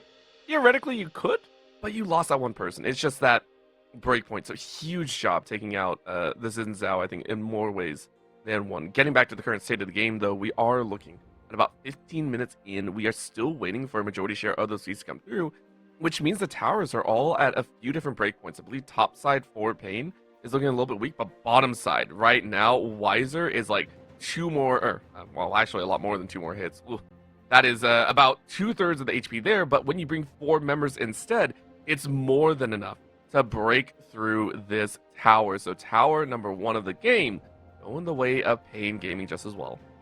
Yeah, good overload on the bot side from Pain Gaming. They're not going to lose too much elsewhere. They already sacked this top lane. Like you said, it was already kind of low. And for Pain, this is where Roamer starts to come into play a little bit, hopefully. Or at least that's the idea of the Ziggs, right? When you pick a Ziggs with an AD carry, a lot of times one of the things you can do is accelerate turret taking with the Satchel Charge from Ziggs. The other big thing is, of course, the bomb, that the ultimate that Ziggs has, which can wave clear a side lane while he's somewhere else. So for Pain, when the objectives are down, that's what they're looking for. Overload one side of the map, just kind of hold a lane, and then just try and take those turrets as quick as you can. Kissy onto Titan, no flash from the last fight. Oh, and unfortunately going to get shoved right into the mix. Redemption might be able to keep you alive, though, and they do! And the ultimate shield's coming in, but in comes crashing Trimby to shut that down right away. Ain't no chance. Multi-stun CC, though, as I don't think that has been a move at all. That hurts to see as Trimby literally got bounced for about 5 seconds. So it's a trade of ADC for support. Okay, Roamer actually able to TP in, and thankfully he did, because you saw what happened when Titan gets picked. We were just hyping up, oh, he's got the 2 kills, he's going to be the big crowning piece, he's got all the damage. Yeah, he has all the damage, guys. That means if he's dead, we don't have enough to win a fight. Roamer coming in with the Blackfire Torch was able to carry that fight, but he really needs that second item, likely a Liandry's, to be able to really start to carry a lot of these fights and let Titan be available. So great pick from Cade Stars. You'd love to see it. Yes, it ends up being a trade 1-for-1, but yeah, if you can do this again, that's a winning play. Now, the shield that came through, Carioca actually getting the initial shield was super clutch right before Titan got knocked back. That bought enough time for the redemption to come through and allowed for that kind of barrier and the second set of shields to come through as well and buy more time. And then here, the CC chain onto Trimby, it feels so incredibly bad. For a second, I thought Cade were going to be clean, 1 and out, because I didn't trust the damage that Roamer had. You saw how long it took to burn down, but the CC chain somehow lasted even longer, and it just feels horrific for whoever gets caught. This time it's Trimby, next time it might be the Samus. I'd like to point out, in arena mode, there is 8 seconds. If there is more than 8 seconds of CC on you, you automatically get to break out. There's no such thing here in Summoner's Rift. That was 6.5 seconds of CC. I counted for the entire time. Trimby was locked up for 6. That is the most painful revenge I've ever seen for just trying to take out one of your opponents. So right now, VKS, I love the fact that you pointed out this type of CC chain that's in there, because Pain have their own ways of making sure the damage comes through. Now, will that CC chain come out for the upcoming Dragon? It is a Mountain Soul that we're playing for, so a little bit more open space, not as many dark patches, but the shielding can do so much work for a team that needs that early burst, or that early kind of punch in to a fight. Herald being dropped in the mid lane, though, Bing Gaming are going to go ahead and just kind of use that expeditiously and just look for a little extra damage here in the mid lane. Yeah, Kissy just pushing down on the bot side as well will answer the turret takes, though mid's generally considered more valuable. It does give Kissy an interesting flank position as well if he wants it. He's got the Weaver's Wall, but he's looking for the recall right now, and Bull might get caught. Ooh, has to burn the flash, but he's safe for now. I think that was just the threat of an unstoppable onslaught as well, and we have to give credit. Bull has actually been farming up very, very well. 176, we saw how much damage that Empowered Shock Blast can do. So Bull recognizing that you really do need to stay alive. You can't risk getting caught out here at this point. I would say you're a little bit more surprising than the likes of Morteus, but right now, Wiser getting shredded out. You are completely zoned away. You're trying to flash back to the rest of the team, and you are able to stay safe. But my gosh, that could have been very, very dangerous. All traded for ultimate. Weaver's Wall down from Kissy means that it won't be available to try and break up the next fight, whereas there's plenty of CC. Robo getting caught again! No, Pain. This is painful beyond imagination. Curry is able to flash, able to flash followed by Kissy. That's another stone shove, a stab from the claws. And Disamus will go ahead and take their third here on the day. That stat line that you were talking about, RMC, will be gone. It will be VKS to pick up the Dragon. Yeah, K-Star showing up to play here, and like we said, they really need this win to silence the doubters, and they are delivering right now. They're showing us a strong early game.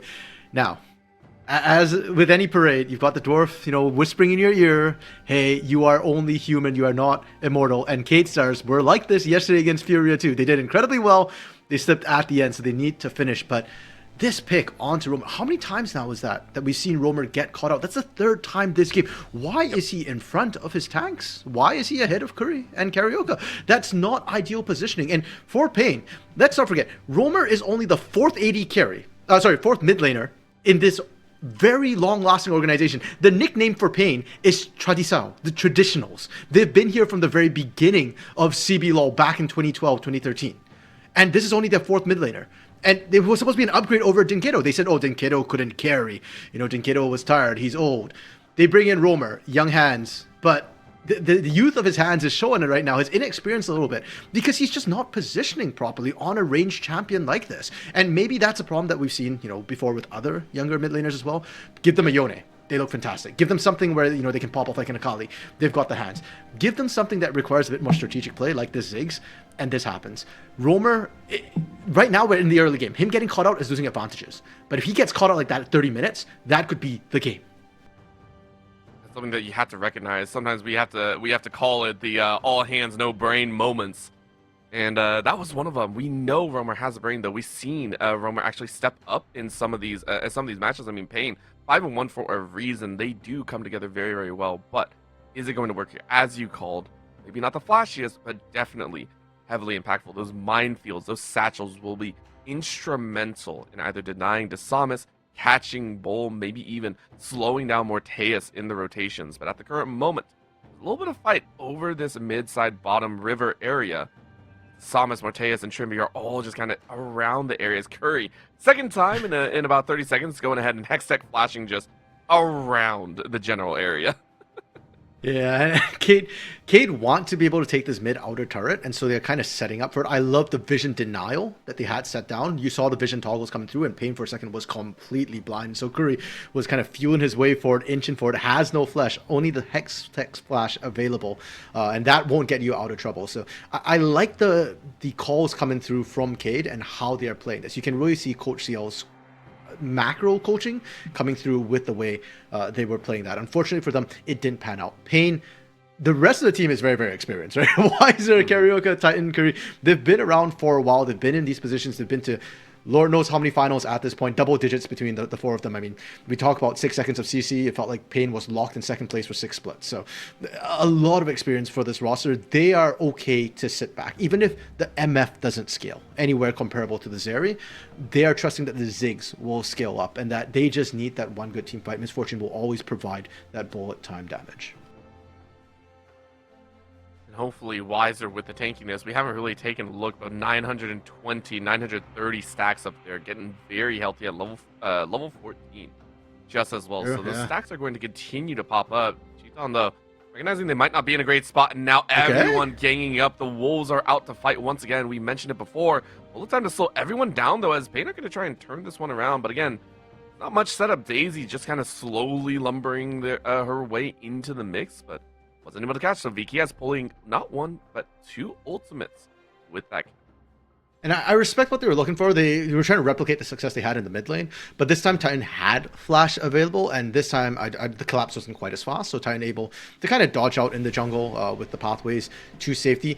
I'm a bit surprised Titan actually opted to trade the bullet time right there, but just putting a little bit of poke damage is cute, I guess, but the setup simply wasn't there, and a lot of the damage is being regenerated right now, and Cade now have that priority over Atakan. They're in the area, they're denying vision once again, they're getting the clear, they're now pushing out this bot side while Morteus is sitting mid and pushing that out. And for Pain, it kind of goes back to where we were 5 minutes ago. No vision with objectives spawning Dragon in a minute, Atakan down in that area, and you can't ignore it, and they've got to slowly inch their way back out once again.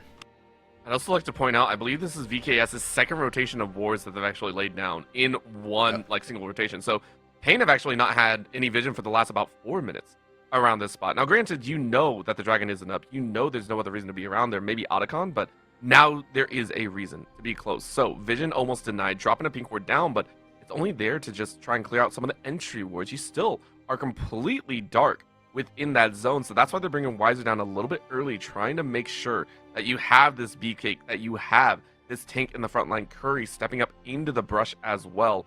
Majority share of VKS still maybe waiting to land their poke as well. A little bit of a shove down on the bot side by KC, making sure this wave is in a good spot, but Wiser stepping up now and is going to try and clear a lot of this vision out. Down goes one ward, in goes a little bit of a slam, just gets his damage down on Desamus. Everyone else, again, for Pain, still stepping back. They clear the vision, they got their own, they're not willing to aggress just yet. Weaver's Wall and Bullet Time both back up once again. Kissy getting the push on that bot side means he gets that Roamer. flank angle. Oh no, Roamer. No, Roamer. Roamer, you can't let this happen. That is now 4 in a row. You barely get away, but you're going to be chased. You're not going to be allowed close to this fight. He's got teleport, and he's got the Mega Inferno Bomb as well, if need be. The Dragon, though, is absolutely melting, and do Pain want to pull the trigger, initiating this fight 5v4?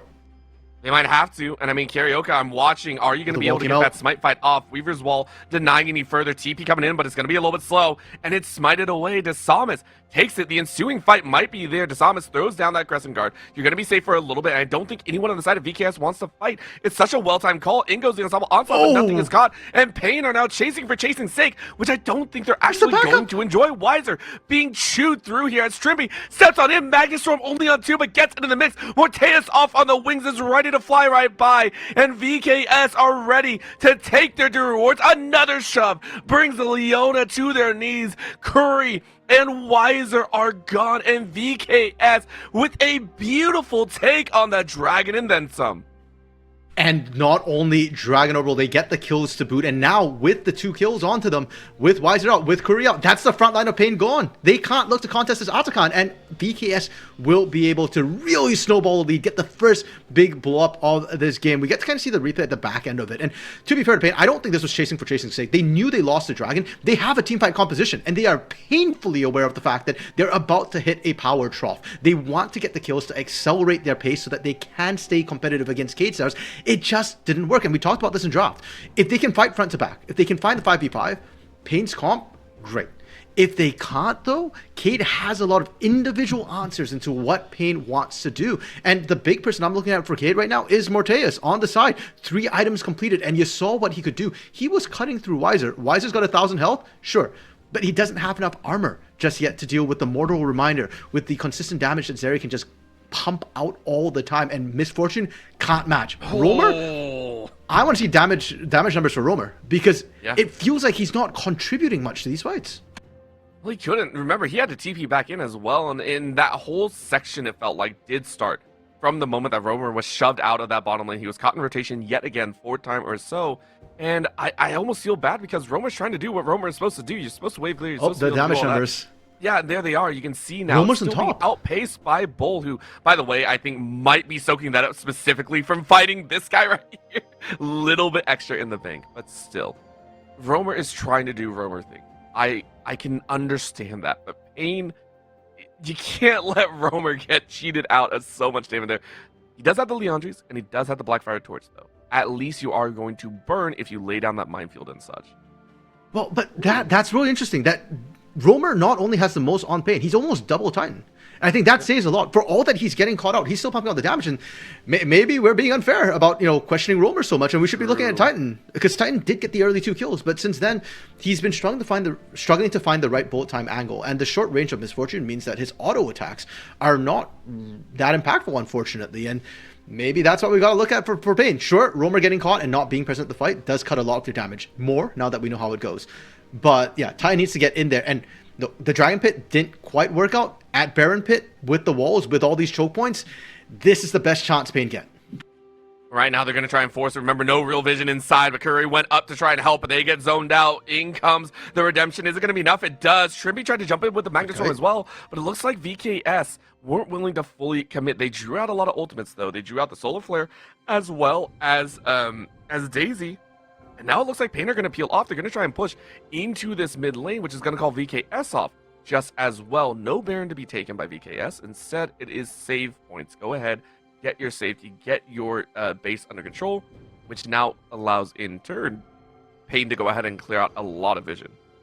Flashes burnt away from Titan and Curry. Yeah, they're just turning for it. They're trying to bet on the fact that Kate Stars had to reset and that they can try and burn this down, force Kate Stars to show up in an uncoordinated fashion. While they did burn flashes, they still have Unstoppable Onslaught to kick things off and the critical bullet time with Mega Inferno Bomb combo. Cade, they're blind right now. Trimby dropping a ward to the back of the bush. No control ward in the Baron Pit, so this might end up being a 50-50. I think it's already very, very close, down to about 4K. We've seen this happen, and that's going to be Curry to run interference. They're going to try and shoot through it, and it looks like they've done it. It's coming down to about 12, and it is smited away by Karaoke, but how many are going to carry it onwards as this ensuing fight is in VKS's favor? Why is it going to run interference? Daisy is back up, so Trimby gets a stun down and walks away. Kissy over the wall, Morteus on the top side. It is going to be a pinch of ages, but Trimby is down, and Pain, stalwart as ever, are going to force their way back in. The large side of the pincer is going to be broken. And again, that cooldown timing for the redemption keeps everyone healthy. 4 alive with that Baron buff. And this is why you cannot count out the final kings of CBLOL. Pain Gaming down several thousand gold, looking like their backs were up against the wall. They couldn't find a win, and indeed, this is the way. This is why they are the most successful, or I can't say the most successful, but the longest lasting organization for a reason. They just do not crack under pressure, and they knew what they could find on that. The bullet time being used just to dissuade Desamas from being able to get into the pit. They're able to secure that. It was a 50-50 situation. Desamas did get in there, and I love that they've taken that Baron and they're just pushing it right into a dragon immediately. Oh, well, here's the turn again. Curry realizing that Desamas could be a problem in anything that happens, but it's a split fight as they annihilate one. Desamas trying to flash away and get behind, the pit. And that's going to be the Magnetstorm in the back line. Who is going to get that smite down? But the damage that's done, VKS show the old heads what they can do. Not only is the dragon going to be lost, but so are the lives of Pain. Pain get the dragon, but lose with an ace on their names. Yes, this is the LTA South way. Amazing play from Pain, and immediately Kate Stars answer back. Not only did they get all those, because they took the Baron off the entire map, right? Pain got the Baron, and they're in a negative Baron power play right now. The idea was good from Pain to kind of leverage that strength into the next fight as well. They had the ultimates ready to go, but Kate Stars, just the way they approached this was really, really well played, right? And Morteus on the side is just such a massive threat. We saw in the last fight too. Morteus flanking is an issue, and it's something they have to respect. And now Trimby finding the flank engage, that one probably caught Pain completely off guard. And yes, there's a control ward, but when the fight has already started, you're not watching the control ward on that top side. You're watching what's on your screen, trying to make sure you don't get caught. And Trimby coming out of nowhere was really what broke the backs of Pain. They were in a very enclosed area where they couldn't dodge down. They got pulled together by the Magnet Storm, and that just sets VKS up to be the massive carries that they need to be. Completely just run that over. And wind the tape back 5 minutes, because we're right back to K-Stars being significant gold lead, Pain on the back foot, Pain struggling to find something, some way to get back in. No Dragon for 3 minutes, no Baron for 3 minutes. And I think we have to give an honorary shout out to Bull in that chase. What was it? Just eking out about 300 more damage than Kissy put down there. So everyone making sure to get a piece of that pie, and Pain are now sitting there going, dang, yeah, nothing's changed except the fact that we're still on soul point for VKS. Baron will be up in about 3. But I believe in that time, VKS were able to break down a few more towers. The only tower remaining is on this top side for Pain. So this might be the look point for VKS. They've gone back to buy. It looks like 3.5 items, 4 completed. 4 Bull right now. We're sitting at 285 CS. Has been a monster farming up right here. Of course, that's outclassed completely by Kissy and Morteus. Yeah, Kissy's been able to pick up a ton of side lanes, and I think he's been using the Weaver's Wall, right? And that's why he's always in the flank positions. And I'm really liking how Kissy's been able to play this. Kissy has been another standout player for me this particular split. In split 1, he just got promoted last year, by the way, after a fantastic split in the CBLOL Academy, now known as CD, Circuito de Franche. But yeah, Kissy brought in from OS. He's been to MSI before, an international player, and he's part of this I feel like growing movement we're seeing from Brazil to import players into the tier 2 and kind of get them familiarized down there before promoting them. And in split 1, Kissy did not look great, but here in split 2, it feels like, he's kind of settled down a little bit, bedded in with the team, and he's been playing both carries as well as, facilitating utility champions. His Ari especially was another great facilitating champion. His Talia, his Weaver's Wall has been really defining a lot of these fights, setting up the arena, cutting Pain off, and not letting Titan get at all comfortable to try and get that bullet time across. Oh no. Not again. Oh, he's got Romer. flash. Alright, this one, okay, you're safe, but I was like, man, that would have been rough. That one would have been Romer's fault. Romer's just doing Romer, like, you're supposed to push out. That would have been VKS just being an absolute handful, but you are safe. You are still farming up. 3 items now completed. You got the Void Staff in hand. VKS are hunting. They are absolutely looking for these moments, these small pieces of opportunities. Hirioka realizing that this is going to be a problem. Double pink wards. Look at this. Completely dark. No chance in the world to see where all 5 members of VKS are and ready to break on out. Of course, Trimby eats a corner of that Mega Inferno Bomb and says, okay, don't really want that one. Yeah, and for K-Stars, we're seeing them kind of struggle as well to push. They did manage to crack all the inhibitors except for the top lane. But Romer also now has Liandry's plus Void Staff completed in addition to the Backfire Torch, and you can see how quickly he can clear waves. And so for K-Stars, the pushes are getting a little bit hard. They might need Baron, and I'm getting a little bit concerned as well. Not because K-Stars are playing badly, I'm just getting flashbacks to yesterday, where Cade were in a similar position where they were just waiting for objectives to be able to close out the game, and Furia found the one critical team fight. Pain now needs to channel their inner Furia as much as they can to be able to try and turn this game, because they are pushing out, and I do appreciate that they are still on the front foot, or willing to try and transition to the front foot. Titan is playing, this is when Titan is at his scariest. When he starts playing forward aggressive as a playmaker, it can backfire horrifically and he could get picked. Or more often than not, especially in recent years, we've seen Titan be able to actually pump out a lot of damage, zone out enemy teams. And it makes every fight feel so critical. Despite the fact that 5,000 go down, it's something in me can't count Pain Gaming out when I'm seeing Titan play like this, when I'm seeing Pain still actively looking for comebacks. I mean, of course, that's a huge point. And we mentioned the fact that that Cheeton is not really having that damage spike, and we saw Cheeton a little bit lower on that damage output, but this might be that turnaround. Right now, Dragon being covered, but of course that ward, multiple wards, actually seeing a lot of where Pain is standing. Dragon down to about 6.3, I can count, don't worry. Over the wall goes Kissy, though, with that Banshee's Veil, saying, I am going to stay safe, starting to throw a couple stones down, but that's a split. Trimby forced out of that mid. And instead, we're seeing Desamas still dance on, but a split fight brings Romer once again out of the fight. Desamas about to be taken down on the bottom side. That will be Morteus to finish one off, but it is going to be turned. And now, here comes the pincer once again, 4v4. Smite away once again by Kirioka, but are you going to be able to survive? And yes, you are. Cheeton is huge. Cheeton with a triple. And the Titan is alive. Go ahead and wave your hand as Pain, bring it right back into their own arms. Look, bro, I'm a Pain fan, and I am still feeling so bad for K-Stars right now. Flashbacks to yesterday once again, and a fight that they should have won, which they can't. Pain somehow brute force their way into the Dragon pit, get the Dragon, get the kills, and now they're right on to Baron. Now, no global objective bounties for Pain, so they are doing this the good old-fashioned way. But let's see what else K-Stars can do. Bull is back up. He just throws one shock blast, and it's just like, okay, that's it, guys. I have no smite. I tried. Kissy tried to split bot side. Doesn't get any significant damage on that turret, just walks the wave in, and this comes off Titan. Look at Titan's positioning. He's up and in the face of Desamis. Desamis goes in crescent guard, and normally you isolate your target. He chose to isolate Titan. Titan said, bet. I will happily go melee with you and win that fight. And unfortunately for K-Stars, they tried to follow up, but this time, Kissy not quite in the pit. Trimby couldn't get the Magnet Storm. He tried, and I believe Curry is carrying a Mikhails at this point, because I thought I saw a cleanse come through. But either way, Titan wasn't locked down, and Morteus was the one who got punished instead. The instant turnaround. Is there? No, there's no. I don't know what cleanse or how Titan didn't get locked down by Magnet Storm, but him not getting locked down and Morteus finding himself in the face of Leona with all her CC being dumped.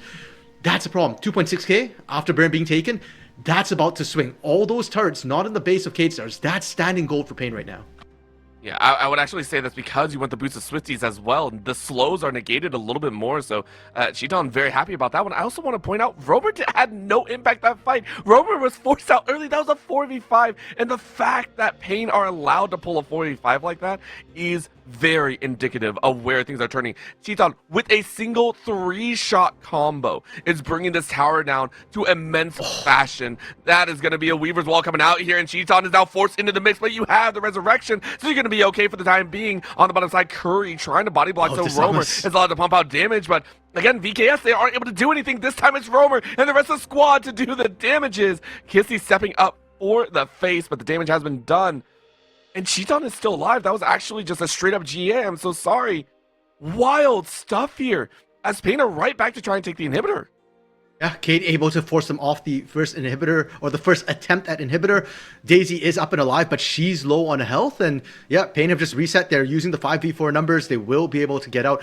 I do appreciate that Kate has actually found the catch on the Titan, though. Without the GA, that's a kill. And normally if Titan goes down, the fight completely swings, and K-Stars are able to kind of roll them up and be able to turn that.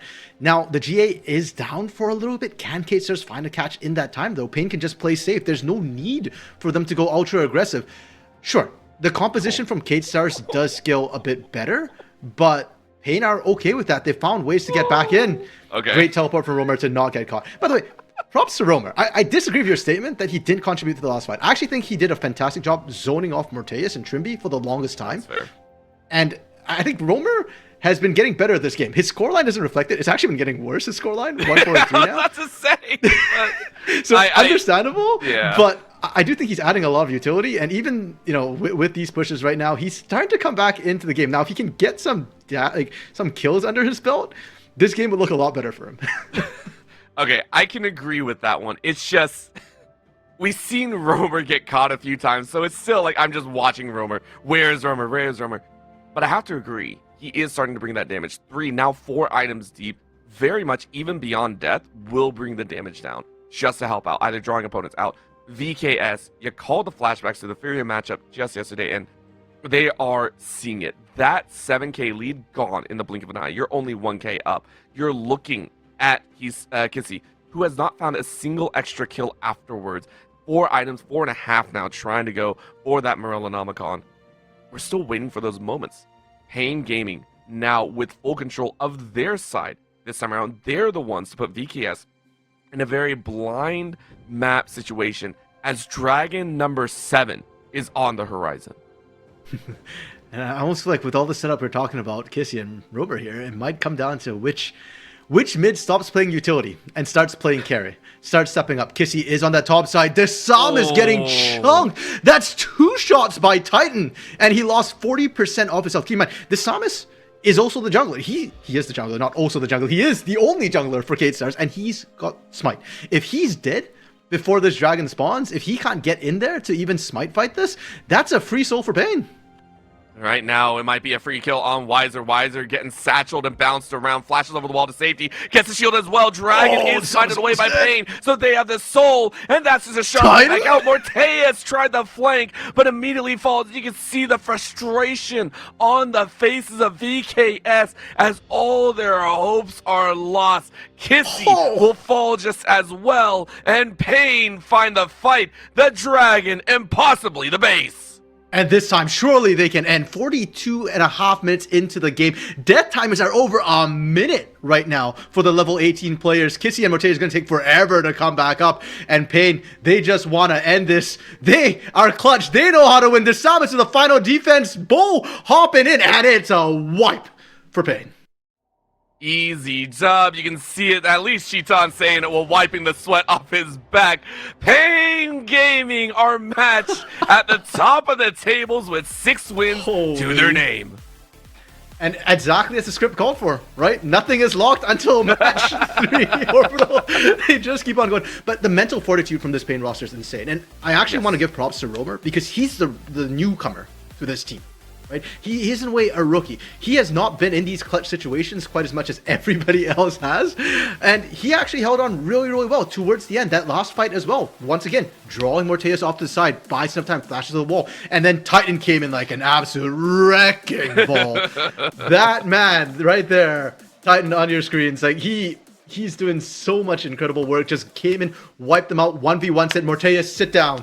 You're new. I'm still here. It will be your league when I'm gone, but I'm not gone just yet. And for Cade Stars, what do you do if you're Cade Stars right now? Right? It's so tough. That's 2 back-to-back matches where they lost after getting huge leads, after seemingly unlosable positions. And I can't even say they played terribly. Did they make mistakes? Of course they did. Sure. But they weren't major mistakes. A lot of it was forced errors coming through from Pain Gaming. And after a performance like this, look, I still think there's a top 3 team, but there are doubters out there who are going to say, strength of schedule, they're mid-team. They just got lucky. It's an undeniable fact, though, that they have been struggling in these last few days. So I agree with you. Yes, they can play, but you got to find that closing aspect. And right now, they have to go back to the drawing board. They will have their chance in the group stage. They will have a chance to fight back, still try and prove their worth, but it is looking harder and harder and harder for those to sit there and say VKS will be at the top of the tables. Maybe they'll surprise us, though. Right now, though, Pain still showing that they run this game, they run the show, and they run the hearts all the way out. Listen, they were just making it flashy towards the end. They're like, listen, we got to give a little hope. We got to get a little bit of fun in there. We got to get the hearts racing, okay? That's how they love to play. Justifiably so. And with that, that's our first 2 games done. And after Nick's match, there will be some teams locked. We have Loud versus Furia coming up. Okoisa, Ruin Volto, along with Furia, who are currently top of the table. And then to close things out, the LLA matchup, Leviathan versus IE. And if we're talking about who else could make it to the top, it's potentially the top 3. It could be Loud, it could be Leviathan. Their games are coming up. And I believe we've got Rev on color and Trajan, who is one of our premier VKS doubters here, coming to round things out. So Orbital, final thoughts before we throw over. Not that many. Honestly, I'm just ready for Trajan's thoughts on that last one. So we'll see how it goes. Of course, thank you so much for tuning in so far. And hopefully the last 2 matches are just as thrilling to round out the placement stage. We'll see you all in just a bit for more LTA South.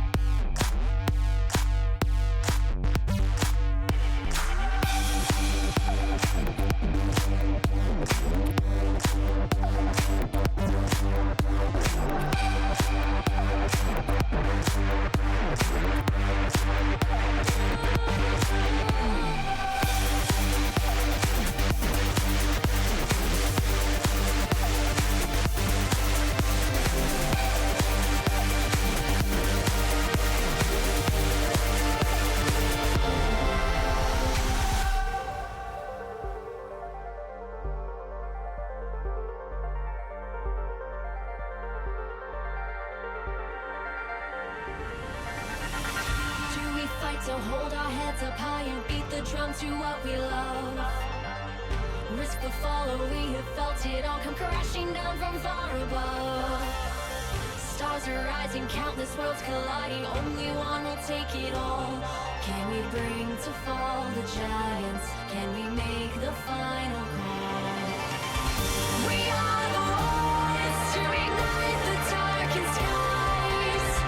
The champions of the world that we defy. A solo ride of the few who rise up high, and we all fight at the last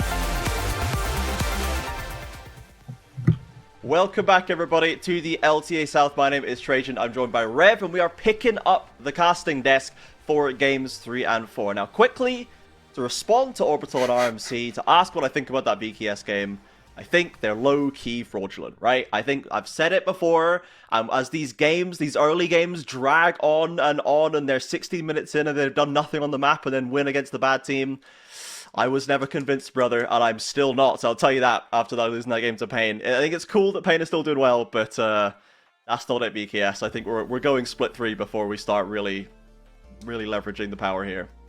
Okay, so what I'm hearing is like VKS stands for I'm not a Portuguese knower, but Vivo might be low, so low kit, and stars. You know, we aren't seeing the actual stars. The thing we see is like light from millions of years ago. So all those stars might actually be dead. So it's fake. Yeah, so it's low key fake. Yeah, it's the flickering in the sky is not true. Do not believe it. They died millions of years ago. There's nothing there. Just watching death. Just like watching VKS throwing games, I see, versus at least some of the strongest teams. And it's kind of sad, honestly, because you're seeing a lot of improvement from last split. But there's a saying in Greece, you reach the fountain, but you don't get to drink the water. And I think that's what's going on with them. But of course, we're not going to watch them as they aren't any longer contenders for the first place, but Furia is.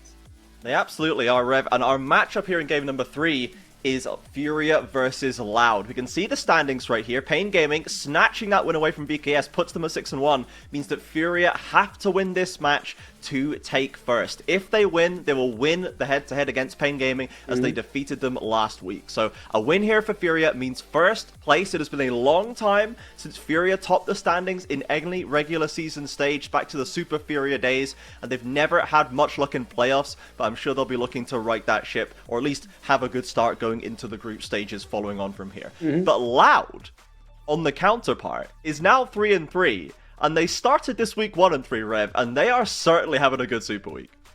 Yeah, for sure. They seem to have found a little bit of their rhythm. Robo seems to be able to carry a little bit more than usual, at least like we saw him in the first couple of weeks. He was there, he had some good early games, and then nothing. Some very, very ambitious plays, to say the least. Route as well, together with Redbird, have been picking up the slack. Redbird especially, I think he's been having some phenomenal showings in the last couple of games. So I'm looking forward to those edge lanes to carry the game. Still not thoroughly impressed from Shinny and Tinos, but you know, if they're not throwing the game, that's fine with me. The rest can carry your way. Yeah, you don't all have to 1v9. You only need one person to do it, definitionally. And Loud, they are improving. They're settling into this new formula. They're not there yet, as you say, and they've still got flaws. That Loud has always been flawed. The rest of the region has grown up alongside them and past them at this point. But we need to see if they can keep doing the Loud thing, if they can just rock up into the later stages, having finally decided that they're going to play good now. We've seen it before from them. We've seen it from Robo. We've seen it from Tiernones. We've seen it from Root. So we'll see how they do today. And now in this Furia matchup, this is going to be a big test for them, right? Because Furia do not muck around in the early game. They do not sit back and let Loud scale to a 35-minute team fight. They will ram the game plan down your throat and beat you in 25 minutes if you let them. I mean, for sure, but the only asterisk I'm keeping versus Furia right now is their game versus Red Canids, because they have shown that they can actually bleed in the early game, and if they do, it's not really in their hands. Red Canid had a really abysmal Baron setup, and then they overforced into an overforce just to throw a 5k lead away. So if that doesn't happen, if you can snatch away the dominant early game showing from Furia, I'm seeing some patterns there. So if they manage to secure a good lead, 10-15 minutes in the game, Furia, it's fine, it's done, it's dusted, they don't take prisoners. But can Loud actually strike in the early game? And I think that they have shown a couple of good early games at least. Yeah, for sure. If Shinny gets the right start to the game, he gets himself rolling, gets the lanes rolling, he can absolutely push forward into a very strong mid game. There's no doubt about that. He's got the experience, he's got the skill to do so. And we've seen now, as you point out from that red game from Furia, they're not perfect. They are, as everyone seems to be willing to dip a little bit deeper into the pockets in the draft phase as of this week. But Furia in particular were playing Azir top, Zed mid. They were really stepping outside the bounds of a standard composition in that last game, right? It did seem to hurt them a bit, but you saw the theory come into fruition later on. I maybe would argue it felt a little bit more like individuals stepping up and making that work. You know, some Gigo comeback potential there. Not necessarily, the Azir is now perfectly countering your comp kind of action, but they're not just One note, they are not simply early game stompers. They can mount comebacks, as we saw from Pain in the previous match. We saw it from Furia against Red. So there is a little bit more depth going on here, which is nice to see from Furia, and they might need to use a bit of it to deal with Loud. As we're into the picks and bans, standard things across the board right now. We actually have the banned MF. We have seen people really leaning on that pick so far this week, but it's actually been taken away by Loud this time. Yeah, MF, Gwen, and the Varus are the most priority picks we've seen in the LTA South lately. All of them taken away. The Vi is the only one remaining. I am so happy I'm not seeing the Vi being picked in R1, because you're not just slamming a single piece of identity that will lock the rest of your comp around that. And of course, the failure comp is coming to fruition. Now, I'm still thinking about just trying a few picks and seeing that they work, and I'm thinking how much of it was copium or maybe some disrespect versus the Canids that actually didn't come back to bite them. Still not sure, but it still will remain to be seen. I think Furia should go all in the most serious meta draft, maybe even the boring.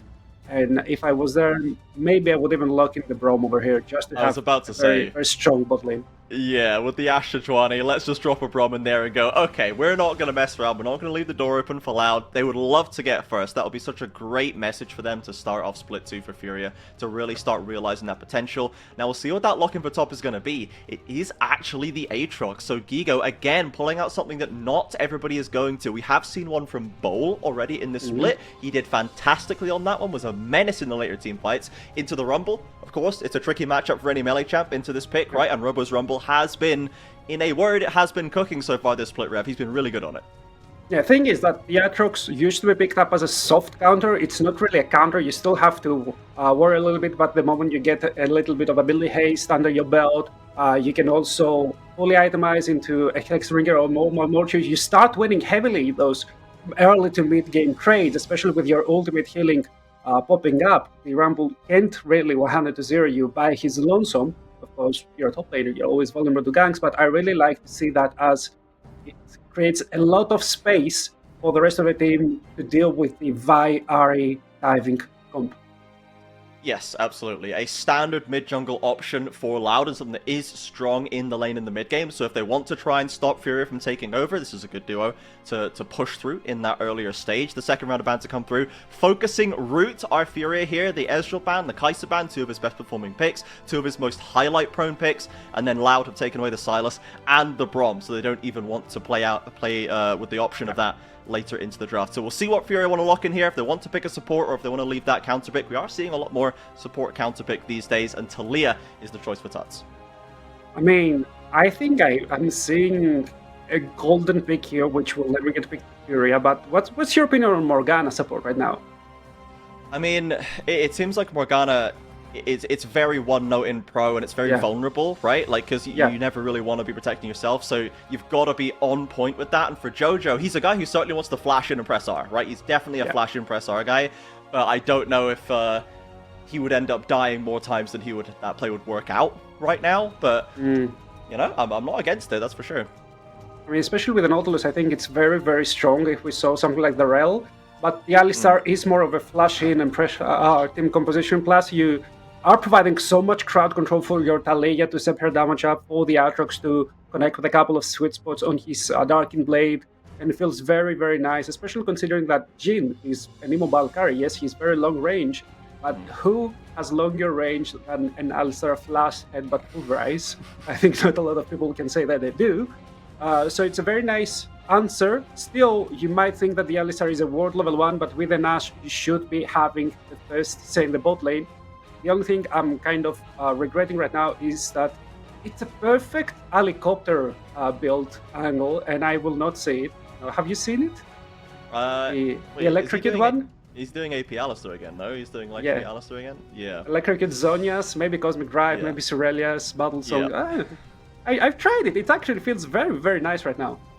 Yeah, I mean, again, that seems because Jojo is an on-rift leader for every team he's on. He is a guy who makes decisions as to when to play. Tattoo has been stepping up big in that regard as well. And Sejuani is obviously an amazing pick for that. So this jungle support duo are really set up. But this is a bog standard comp for Furia. The Aatrox is slightly less common, but still, as you say, a used answer into the Rumble, not the first Aatrox we've seen, but the Ashe, Sejuani, Alistar, Talia, like, this is very, we're going to be better than you today, and having watched the season so far, I would say they're correct, but Furia have been tripped up by Loud in the past, Rev. Loud have become something of a demon for Furia, much in the way that they are for Pain. Loud have tripped them up in playoffs multiple times over the last few splits.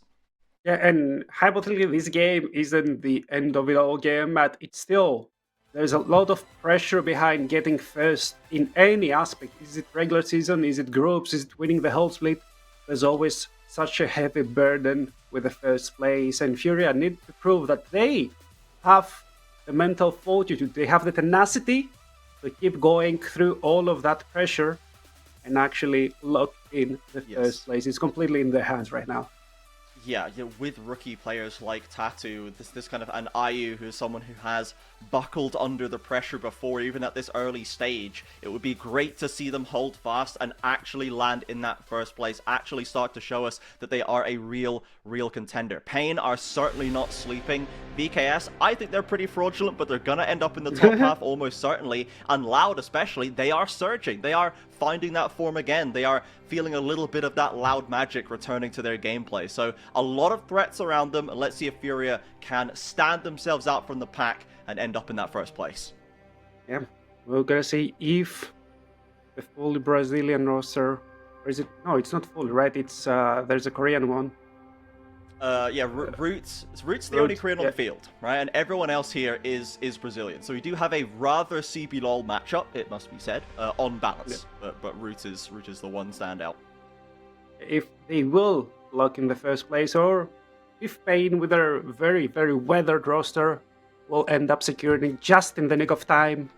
Yes. A very weird split, at least regular season, if anyone asks me. But it still remains to be seen. There's no action earlier in the game. Jojo with IU already in the laning phase, not even covering the tri-bush. I want to see if they will walk in with just a wave, or if they try and do the common Ashe thing of chasing the enemy through the second and the third bush. Looks like they're just going to take a raw walk up to the wave, not going to play around with that level 1. So again, low variance decision making for Furia there in that bot side. But with the Ashe, with IU and Jojo being an ever-growing 2v2, I think I would generally give them the favor. I've not seen too much of the Root Jhin either. It's not a common pick for this guy, so I'm wondering how much value he's going to be able to get out of it. It doesn't provide as much of a late game carry insurance. If your Vi Ahri does not get snowballing in that mid game, Loud maybe struggling for damage later on. Yeah, there's been a lot of discussion around how much of a value can a Jhin provide, because some consider him a fully supportive ADC. Some say, okay, he's a snowball, like kind of an old school Draven marksman. I think the truth is somewhere in between. Gigo, is he in trouble, or is he the trouble? With the minions in his back pocket, he's very confident to step forward, and that health disparity ends up falling his way. They're both dropping potions, but Robo has biscuits in the inventory as well. Gigo nailing some Darkened Blade procs will get a little bit of health back. I was slightly stressed over there. We were talking about low variance gameplay in the bot lane. Gigo says, no, scratch that. I'm gonna flip everything like in proper top lane over here. Gonna show you some content. Gigo Robo is a very classic Brazilian top laner. I will flip the game for absolutely zero kind of matchup right there. And Gigo has been having kind of I'm gonna die 3 times and then get 7 kills sort of game over the last little while. So there is definitely a lot of variance coming out right here. If anything, Robo's the more stable one. Tattoo is on vision, but does Robo have anywhere to go here? No, I think he hasn't, and that's why he steps up, tries to meld away, but he doesn't have enough time. They really recognize as Shin is on the other side of the map, we're going to dive, or at least take the flash. Tattoo gonna commit right there, lands the flail. Gigo gets to get a bit of that damage. Flashes in for the first blood, in fact. He will be traded. He crashes the wave though, and that first blood's gonna pay off. And not only he crashes the wave, but look where the next wave meets with the enemy wave. It will start pushing into Gigo's territory, so he doesn't really need to teleport back. He can just walk there, chill, and catch the wave when it arrives. He will decide against it, but look at that buy already. His lane is already so easier than it started. Yeah, cut and dry gank to kick off this one for Tattoo. We'll see a replay of it, and just very well executed. Robo at least gets the trade for himself. It was kind of weird over there with a flash from Tato just to proc the extra damage from the permafrost. And Yeah. dashing away, I expected him to at least, stick around, maybe die for his top laner. When the jungle dies, you have already taken all of your camps. There's nothing for you to do. You just allow your top laner to shove in another wave, get some extra XP. At the end of the day, they decide against it. They loan 2 summoners in favor of 1, but I'm not sure how much can Shinny get from that, since it's very hard to melt an early Giants Belt Sedrani. Now we have gone from the Aatrox TP back into lane, picks up, 1 or 2 waves, then backs and lane swaps and runs down bot lane. So an interesting kind of passage of play right here for Gigo, using that TP to then be swapped away. We see Robo now backing and will, I assume, try and swap, but Furia do have the first move here across the map. I think it's mostly... Right? He's just going to go back. He's just going to go in 1v2. Yeah, I'm not sure why you would put Gigo into that weak side situation, but I think it's partly to do that they prioritize the grabs so heavily, and when you're playing from the right side, the map naturally favors you to play for the Drake early and not the grabs. So if you do wanna snatch away the grabs, you need to create some sort of imbalance on the map. Already Tattoo, we see him clearing his second time towards the top side. The grabs still need 30 seconds to spawn, so he's gonna be there. But I am really worried about Gigo. No Sams. Yeah, no and the armor. dive incoming, 1v3, in comes the CC chain, the Nautilus, the Jhin has so much value here, Redbrick gets out of range, Shinny picks up the credit, and will not die either. Yeah, Toots was there, not using the ultimate to try and close the distance, just making sure that he picks up the extra wave. There's nothing to spare for the enemy team, but there's no such answer on the other side. Robo is very chill, he uses the equalizer to collect an extra wave, and then goes a little bit further back into the lane to not get dealt any damage. Of course, the grab should go towards Fury side, but I think they are still losing out on that play, so it remains to be seen how much value will they get from those very first Wormlings. Yeah, Gigo's ended up notably behind now, which seems kind of counterintuitive given Furia's attention to that early dive. He's now, 10 CS down with an extra death, and is going to be down an XP as well. So not loving that one for the Furia top lane. I thought they were going to give him a little bit of a better start, but ultimately it doesn't end up working out. I mean, the true scholars of the lane swap can theorize as to what the theory behind that for Furia was, like what the intention was. Do you think it was planned from the start, or was it just kind of a snap decision? I'm not sure, but ultimately Gigo has not had a great run out of the back of that one, and Ayu and Jojo are still kind of even if not slightly behind Root as well. Yeah, you're the only thing they're getting is the grab. So do you think that Aatrox is such a great split pusher, maybe bar his damage towards the structure, so you need to prioritize the grabs? Do you really need to make sure that the enemy team doesn't get them? Are you afraid of the Ahri split push, or what's actually a train of thought over there? I'm not entirely sure, but Gigo will be struggling mostly because he is now forced into a full AD side of the map, and his 1500 gold is being spent towards a Hexdrinker. That's a bit ugly for him. Yeah, not the favorite there. You can see Loud generally across the board ahead in XP. Only Tuts is currently top in that chart right now. But at least, for Furia, for a team that likes to get an early advantage, push it hard, the Grubs do play into that one. It lets you push the towers early, snowball the gold, as the Dragons don't really pay off massively until you get the soul locked in. So maybe that's why they choose to go for this one. We'll see how it works out for Furia. They are slightly behind, not massively though. More kind of worrying for them potentially is that the Vi and Ahri are now level 6, as is the Rumble. So that's pick potential. The team fights as well for Loud just got a heck of a lot stronger. Yeah, especially versus an immobile pick like the Ashe. You left her alone on the top side, but that was really a risk. If Shinny would try to cheat his tempo being the top suit, it was an easy pickup for the side of Loud.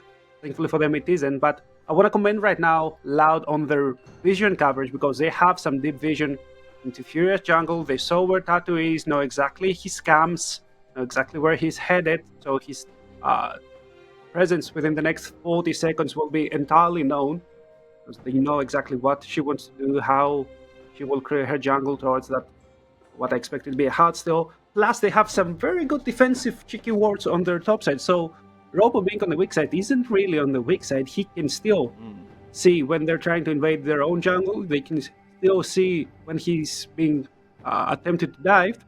But he Ooh, still the get the cancel code. is back right here. Gigo's going to try and get into range. Robo with the flash may have to burn it. Gigo with the World Ender is going to try and get these Darkened Blades down. There's the flash from Robo. They wanted to die, but Vi is around the corner with Equalizer to follow. Tattoo is being held up on the red carpet. Burned down. Shinny and Robo with a lovely turnaround, and Gigo will not escape. Ooh, that was a deep, deep dive. You got the flash, but you don't need to overcommit. And once again, we see that in this league. They love the taste of blood. They want to taste it. So they went in under the tower. Shinny being there, an excellent counter gank. 2 kills in favor of none. Loud on that top side are pretty much set right here. 20 CS, 800 gold lead on both the top and junglers. And the rest of the map is going to maybe have to be where Furia look. As you say, good start to this one, but really just too much sent in. Yeah, and Gigo doesn't really want to commit the ultimate early on to close that distance. They don't want to allow a couple of minions to die to the fray. No, they want to get everything, and that greediness is being heavily, heavily punished. The kills also split between Robo and Shinny. Such an excellent trade for the side of Loud. Now they're finding themselves almost 2k in the lead. Might have to see another comeback from Furia as they were able to mount against VKS yesterday. I remember watching that game about 20-25 minutes in and just turning off because I thought it was over and I was out, with my friends and busy. Yep. But then to come back and go, how the heck did Furia win that one? It did happen very quickly, I must be said, and Furia have time to still look for that one. Of course, the Dragon's going to come up in 50 seconds. We'll see if they can find a better team fight, as currently the top lane gank laning phase has not been their friend. I mean, and the question is, are they really outscaling? Because last time, yes, they were versus a Gwen, but they had the Azir in the top lane, just farming away side lanes, doing the old caps gameplay when you two are on the back foot. This time, I'm not really sure. Yes, you do have the Talia. Yes, the Aatrox is very, very nice in that mid-game to late-game area, but he's not the best late-game space creator. Ashe is not the best late-game carry, and on the other side, you're playing an Ahri who, if I saw correctly, is building towards a Road of Ages, so she will need some time to scale up, but the moment she hits 3 items and 2 masks, she's going to be very, very strong and very hard to deal with. Absolutely.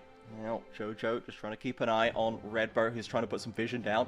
Of course, the Dragon is now up, and Loud would love to keep that one stacking, keep that momentum building in them. We mentioned how well Shinny did with the momentum in his favor on that Xin Zhao game a couple of game days ago. Now 2-0-1 on the Via. Pretty divisive, sort of polarizing jungler now at this point. Some people love it, some people hate it, but Shinny certainly making use out of it so far. Also, a Electro buy from Road really wants to keep the pressure up right now in the early to mid game. Of course, the side they will end up scaling. We had the discussion the other day as well. But the lethality early on should hit like a truck, especially if you look at everyone on the side of Furia, bar Tattoo. Very strong. Jojo goes in, forces the issue. Lovely Ashe ult comes sailing in. The CC chain is massive into a seismic shove, and Shinny just had his hands taken off the keyboard for what felt like half a day. Yeah, I think he got an AFK warning over there. He couldn't move for what felt like 5-6 seconds. Extremely unfortunate, especially after he got hit by the Enchanted Crystal as well. But that's what you get when you try to grid for the next item and you don't invest into the Merc threads. An excellent turnaround from Furia in a very, very nice timer as well, as they will pick up the first Drake of the game. Yeah, it is going to be ultimately, in a staggered sense, traded for that other set of grubs that Loud picked up before. So even on the objectives on either side, Loud, of course, already with the feat of Warfare with those 4 kills to their name, but Furia can still contest the other 2. And play for those triumphant boots if they want to, though. Maybe Ahri was not aware who was in the vicinity, and Tinones, even on to pick as safe as Ahri, loses the flash, loses the ult, and still goes down. I mean, the Observer showed the vision game wonderfully over there, as Tattoo somehow got into that pixel brush, a boar so big, but still so sneaky. Now there's a dive attempt on the top side. Jojo and Gigo 2v4, the ults layered across, Jin just hammering in those shots. Shinny gets out of range. Teleport. Tuta's TP'd in, can maybe hold this to one death, gets another bounce back onto Shinny, and now Gigo's looking for more. Ayu and Tatu riding in to help out their solo laners. Ayu is 1v3 on the front line, flashes in for the double as they're chasing down Root and Tinones. Redbird heading down the river as well. Now can this Jin get away? He's got no summoners left, and Tinones will dissuade the chase, but lovely rotation from Furia. They hold strong in top. Oh, are you more like, hey, yo, I didn't know you were chill like that over there. Flashes over the engage to collect that kill, and a flash more. But Ash suddenly finds herself at 3-0-0. Pretty sure she has 1,500 gold or more in her pocket. So she should be very close to the second item. Spikes now Loud should start getting worried as this dive attempt, it was revealed, and it took so long. Of course, Jojo cannot survive, especially without the Unbreakable, but you already see Gigo with his Aatrox, just with the World Ender, just with the procs of the Mortius, even though there was not a lot of magic damage over there, can survive for so long. And Nayu, he feels himself, he flashes over the hook, gets a couple of kills, collects with the arrow as well. What a marksman. He is one of our biggest flash forward merchants right now. Old heads will remember the virus clips around that same side of the map with Ayu flashing in for massive engages on quote-unquote unsafe immobile AD carries and just not caring about it. Great injection for Furia to get that gold back to even. Only 300 is the difference, and as we said, they're still keeping even on the objectives. So Furia have managed to weather the storm of that shaky topside early game, and now they're going to head into this later lane feeling alright. And that's exactly their playground, right? You want a stable early game to arrive into the mid game in an even state or slightly ahead, and then Furia knows how to take over the map. So right now, we are going into that mid game area. We are even. So 2 checks are already there for the side of Furia. They just need to find one opening, and I'm pretty sure that Loud is in for a world of pain. Tatu goes for the dive, doesn't connect onto Root, neither does the arrow, but the seismic shove does, still knocked back, and Tatu picks up the credit, tucked under the tower. There's no way he gets out. It's a double for Tatu as Shinny round the corner will dissuade further action. 1 for 2 for Furia. And an excellent dive as well. Yes, you're giving the life of your mid laner, but it's still a 1 for 2. Jojo will need to ult. Up, has to pop the ultimate right now. Should maybe keep him alive. Ayu can really focus right here, but Tino's on a lovely long-range equalizer from Robo from downtown. Secures the double kill for Tino's. Gigo and Tatu can only watch. As an Alistar player, I hate that interaction. How can you push the area away? But she just disagrees with that ultimate. 2 kills going back into favor of Loud. They get 1,000 gold lead and they turn their attention immediately towards that Herald. There's no ultimate from Tatu, no ultimate from Gigo. So they know that this Watcher of the Rift is theirs for the taking. That's the second feat for Loud. The Triumphant Boots will be theirs, giving them that extra injection of power when they choose to construct them. Gigo now, once again, the dives just keep on coming for this guy. Shinny with the Herald round the corner should put this tower under threat. The Aatrox trying to hold the line, but Vi now willing to shepherd him away from the safety of the turret and picks up the kill. What a roller coaster game once again. In matter of minutes, Loud regains control. 2k gold lead for them. They get also the first hour of the game, maybe crashing the Herald once more. And look at the gold leads all over the Rift. But the AD carry, all of the rest are in a comfortable average of 500 more gold in their pocket. And maybe right now it doesn't seem like a lot, but it will give them the second item completion approximately 1.5 minutes earlier than the enemy team. And if they can force a fight there, it's going to be crucial. This play, it's a great start from Furia to try and commit. You know, even the Tutsis dies, I like this choice right here. But then Jojo just ends up on this awkward flank that wasn't needed. And well, good job for Loud for identifying that this guy actually doesn't have anywhere to go. We can keep going here. Yeah, they get away the ultimate from the Alistar. And then Ayu, he wants to wave in some other attacks.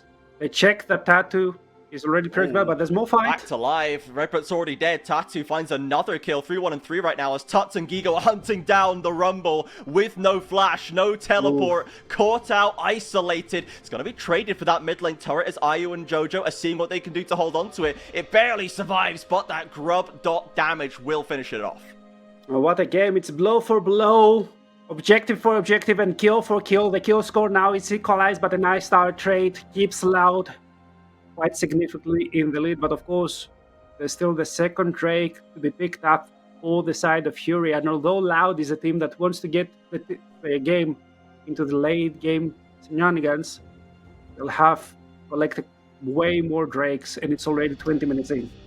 Yeah, it is an infernal rift as well. Both of these teams really want to be playing for this one. They can't just sit idly by and let the opponent snap them up. Furia picks up that second dragon stacked up for them as Loud continues to pick up gold on the map. But I'm loving this game, Rev. This is a full fist fight in the back alley between Loud and Furia. I say the tempo's so high. There's always at least two things going on at any one time, it seems. Yeah, and it's still not a fiesta, right? It's just a fist fight because we aren't really devolving into an air army. You see the map movements, you see the teams are still thinking strategically. Are we losing the fight? Try to get the Drake. Are we losing the fight? Try to get the extra tower. And all of those teams, both of them play blow for blow right now. None of them being able to secure a comfortable lead and start snowballing the game. But Shinny wants to find that angle. I mean, Ari is not coming. He's just going to go get some poke damage. Gigo tries to throw back a Darkened Blade, but doesn't land anything significant. Shinny with that 2-item spike completed, and Gigo just with the Maw of Mount Mortius, a phage and change in the inventory, really can't contest right now. Yeah, Renounce is already very strong 2 items in. Will maybe go towards the Mercury, try to stay safe. 5 stacks on the Daxel. Nightmare will be very, very happy that he has invested in that, and he's just waiting for 3,500 more gold when that Rift Maker is completed. I'm not sure who can tank Ari from the side of Fury, as that damage will ramp up significantly. See Leviathan and Isros Estral in the picture-in-picture there, watching, waiting patiently for their final slot for the LLA throwdown to wrap up Super Week. And once again, IE continuing the trend of looking generally happier than most people in the green room for some reason. They did manage to get their first win on the board now, but still a pretty dire position going into that final week. We'll see if they can pick up that win against Leviathan later. For now, Loud taking control of the top side. Atakan, Ruinous has spawned in. And with the dragons going to be highly prioritized, grubs on either side, so they've both got value. Ayu's arrow does sail wide. Oh, that's a very nice equalizer. Nowhere for them to go. They have to flash away. There's simply no choice. And Jojo, ult or not, executed by Jin. He has been collected and turned into a Prime Wagyu A5 stake over there with the Atakan just spawned. You just mentioned it. They can go there. Maybe they're going to lose a tier 2 in the bot lane. And there's a huge discussion going on if that's really worth, especially since in a very awkward position and you might throw the game over there. Is it worth more than 650 gold? And Loud really think that it is. Yeah, they're committing all 4 bodies. Root coming up the river as well, just in case. But Atakan will be taken uncontested. So Loud, a little bit of extra bonus. The XP coming in from those flowers spawning in its wake as well. Tattoo and Tuts just inching round the corner, looking to see if there's anything they can steal. A couple of flowers they can walk away with. Maybe a couple of recalls slowed down as they do pick up the turret in bot. Yep. So the trade has been completed. Loud still a 1,500 gold lead. Who's playing with Redbird over there, trying to get a little bit of tempo for himself as Tuts bringing in the next wave. And Ari isn't really safe to walk up. They don't know exactly where Jojo is, so he's always under threat of getting dove, even if he's very, very tanky.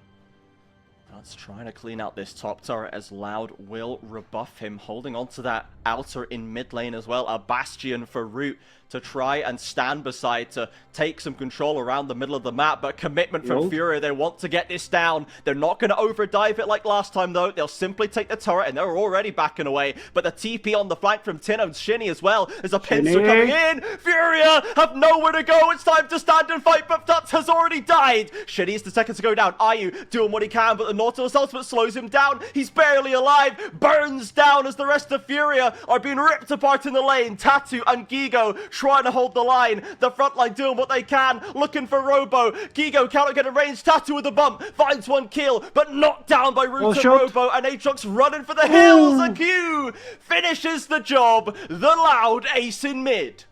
And you saw that it was awkward, even though it started wonderfully for the side of Loud, but in the end, the Collector Gene pops up Robo as well. 6,400 damage in a single team fight. And it's a turnaround for the Ages. They find the team fight, they find the tier 2, and you can see the play. Once again, it was Furia that started it. They just want to go for the turret. Look at that teleport from Tinons. The flank, Shinny flash away, but he can still engage, find Tuts. Tuts can't really walk. Another excellent equalizer from Robo. Although Tinons is isolated and will end up dropping. There's no IU, there's no Tuts, and that means that there's no damage left for the side of Furia. They fall down, they fall further behind, they do what they can, they're fighting and scratching every step of the way, but Loud again coming out on top, slowly eking out that lead. They will be decidedly ahead going into this next Dragon. They're already in the pit, they're already taking it Furia, they ain't even looking, they're pulling the recalls. Yeah, there's nothing for them to do over there. Robo already has the ultimate, he's there in the bot side. Just in range, and still just a second Drake from Loud, so nothing to worry about, at least to worry too much about. But if they start stacking them up, I can see already this Jin full penetration build, no infinity yet, no rapid fire cannon. He wants to hit as hard as he can. Looking at this area again, pure base stats, pure AP, pure mana, pure HP. If we give her percentage amplifications, she's gonna hurt like a truck. Yeah, she's very, very strong right there. And Loud are still in kind of the peak value right here. We're approaching that final ultimate stack. Tinons, the first to hit level 16 on the Rift, is going to be very, very deadly. We saw him committing to that wonderful flank in mid lane, willing to take the game into his own hands and lead the charge in. As Loud were all willing to follow. That's the kind of cohesion that it took us a couple of weeks to actually see from this Loud roster, but into Super Week, it's really starting to click for them. It's going to be very, very poetic for them to just find how they want to play the game, find the rhythm, and then the whole regular, or the seeding, I don't remember the name. Positioning yeah, the phase. Positioning phase. With a clean 3-0 showing that, hey, we're back. We're not going to be silenced. Our name is Loud for a reason. Mm-hmm. And they are half a step away. To do it to Furia as well. To do it to Furia again. After every time we see this Furia roster come back, there are small tweaks between splits, but they look even better out of the get. The potential seems to get even higher. But there's always something that stops them. There's always something that trips them up just before they really get going. And Loud are here once again to be that tripping hazard. Furia holding on. They're only at 2.5k behind. It's not that massive. There's no soul point threatened in 3 minutes, but they are on the back foot and they cannot afford another big failure right here. The Baron is now an option. Yeah, and they can also lock the standings, right? As the flash from Jojo is being blown away. If Loud wins right here, I think they lock 4th place, as they are losing the head-to-head versus VKS. They've won the head-to-head versus Leviathan, so even if Leviathan goes into that 4-3 territory, yes, they should be under Loud. Yeah, they will. So they know that it's their fate in their hands right now. They can be in that upper half when the group selection goes with that snake.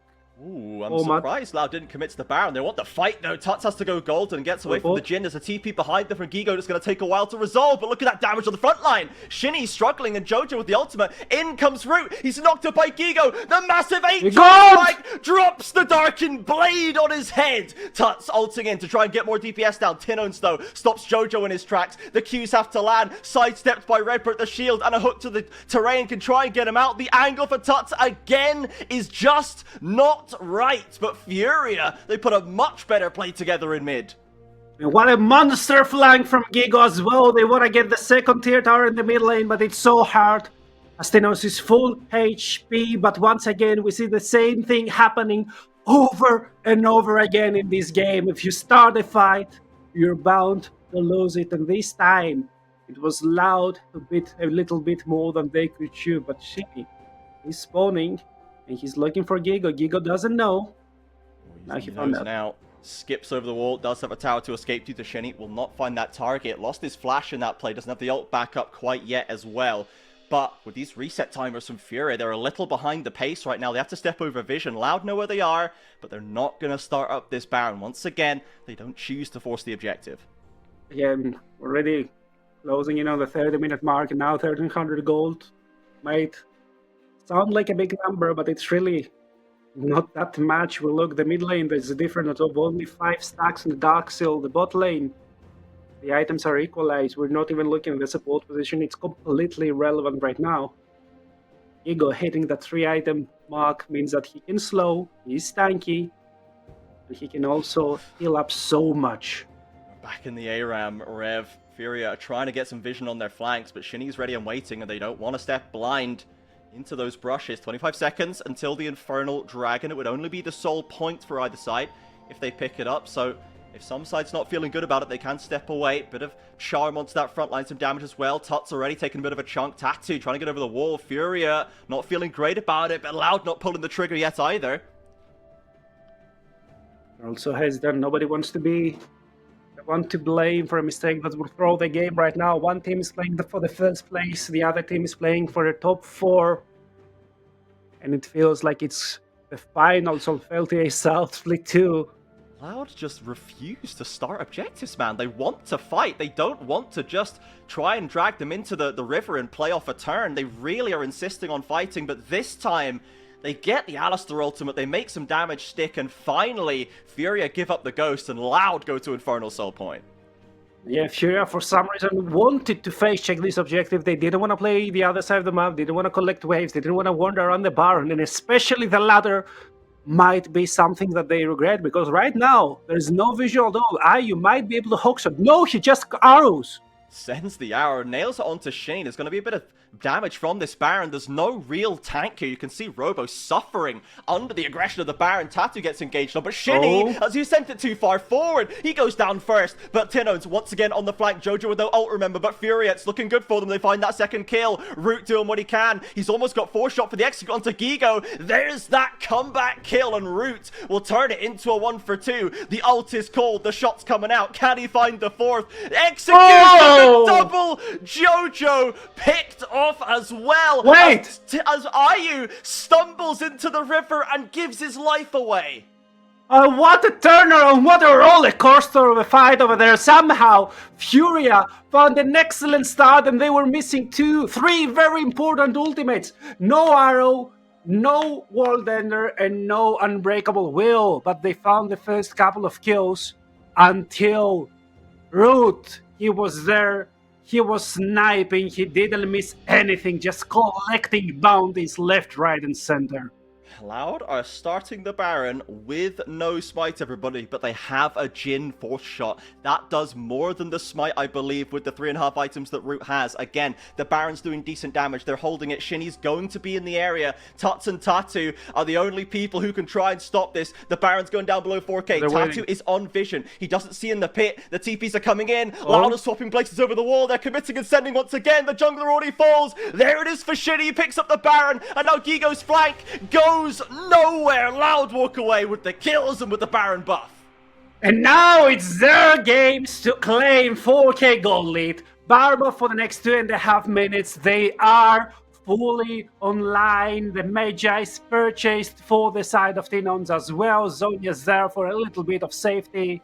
And I'm pretty sure that Trout will complete the 4th item as well. Look at the previous fight. Once again, Shinny wants to look for the angle, but he's the one getting chased down. Jojo, no ultimate, but the support item saves so much damage from Big Delt. And you're getting 2 kills, and still they're chasing for more. Route getting that 4 shot with a flash away, collecting everything, gets the kill into Jojo, gets also the Zonias from Tats, who didn't have the Zonias for the next fight, plus a deadly flourish as well. Yeah. Look at him, he doesn't miss. He stepped onto a Jhin trap by that river wall that he just didn't know it was there, and then Root's ready and waiting with the Root, with the deadly flush, CC, Flora CC to follow up. Tinons with the charm as well. IU, unfortunate there. He's just completed his 4th item. He's having a good game on the Ashe, but so far there's a lot of threat coming his way, and now Loud with a Baron push to manage. Currently, they're going for the 4-1. Tinones has been entrusted with mid lane on his own. Yep, and you can see everyone from Furia being on the bottom side, so that tower is as good as gone, especially since the R is so mobile, so slippery. Nothing you can really do to pull her down. Shinny just threatens, doesn't want to pull the trigger, he knows. But there can be in trouble. Onto Robo, they're gonna get that CC down. There's no way the Rumble escapes here, but the inhib's already down in mid. Furia need to make the best of this, and they need to do it now. They get 2 kills. Tinones looking for Nexus turrets. He won't find them. His ult should be enough to get him out to safety, so inhib falls, but 2 kills for Furia. I mean, it's a fine trade, not an excellent one. Looking for Tinones, they're just threading them up. But Tinones is so fast with the Spirit Rush. The cooldown just starts right now, so it should be up and available now. They can still play the 4-1. They still have 40 seconds of Baron, but they can do it just on silence. If they collect both tier 2, it might not be the end of the game for the side of Furia, but it will be a very nice gold injection for the side of Loud. Yeah, they keep that gold lead tidy around the 4,000 mark. They have an Infernal Soul to play for Rev in 30 seconds. And now they've got the map control that the remainder of the Baron buff and that mid inhib being down affords them. Furia, though, they're in the river nice and early, getting the vision down. Infernal spawning in 20 seconds time. Let's see if Loud even wants to contest it. They don't really look to walk into there. Redbird is there, has all the wards, but they're looking to play for the mid lane. The inhibitor is already down. They're just trying to put the pressure on Furia, saying go for the Drake. This is a strange pathing right here. Redbird goes for the hook, and another equalizer slows them down. Tuts has to flash away. The front line of Furia is burning, but Redbird goes down. Tinodes now looking for more. The ult from Root again layered across. Artigo, IU, Tuts, all suffering as a beautiful stasis from the Ahri baits them in. IU with a little bit of space gliding, but again, the stasis is timed to perfection. Loud again with the play. They punish Furia, trying to catch them at their heels, but they have taken the Furia momentum once again and ground it straight to a halt. Loud will end the positioning phase 4 and 3, and Furia will have to wait a little longer if they want to finish first. Yeah, and right now you can see what an excellent turnaround in the positional phase for Furia. If I'm not mistaken, they started 0-3 just to end 4-3. They are back, and they are back in full force, showing that they're not here to play, they are here to conquer. Loud fans, you could see the relief on their faces. That was a tough one to watch. That was an experience to have for those viewers watching their team return from 0-3 to 4-3, reviving, starting to feel a little bit of that magic that we know that Loud have had. The magic that brought them 4 titles in a row is still very much there and very much harnessable for this roster as Furia. Unfortunately, it will not be the perfect ending to their positioning phase. They completed the comeback yesterday, but they could not do it today. They kept Loud working for it. They made those fights so close, but they just didn't have enough today. Yep, unfortunately for them, Loud was just better on the day. Road's performance was excellent. Robo's equalizers, they were, I don't know, he just didn't miss. It was point and click on multiple members.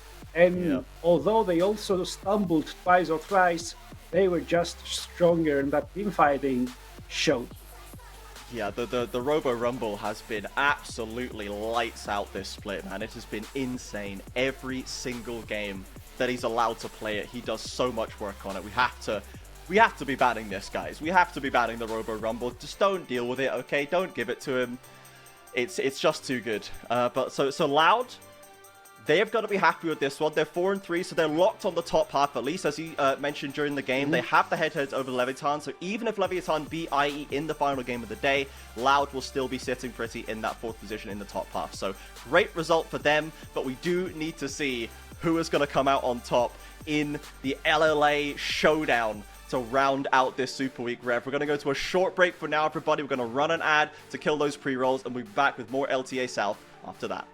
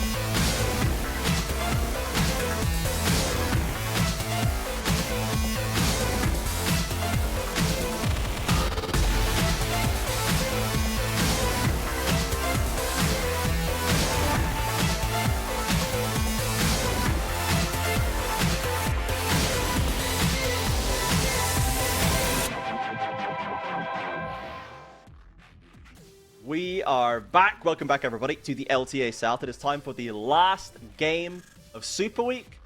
Isurus Estral versus Leviathan. Now, the astute viewers among you will have noticed I am now sitting down. It's totally not because I was out till 4:30 a.m. last night. It's because that game was so exciting that I have to sit down. Let's go with that. Let's go with the esports friendly solution.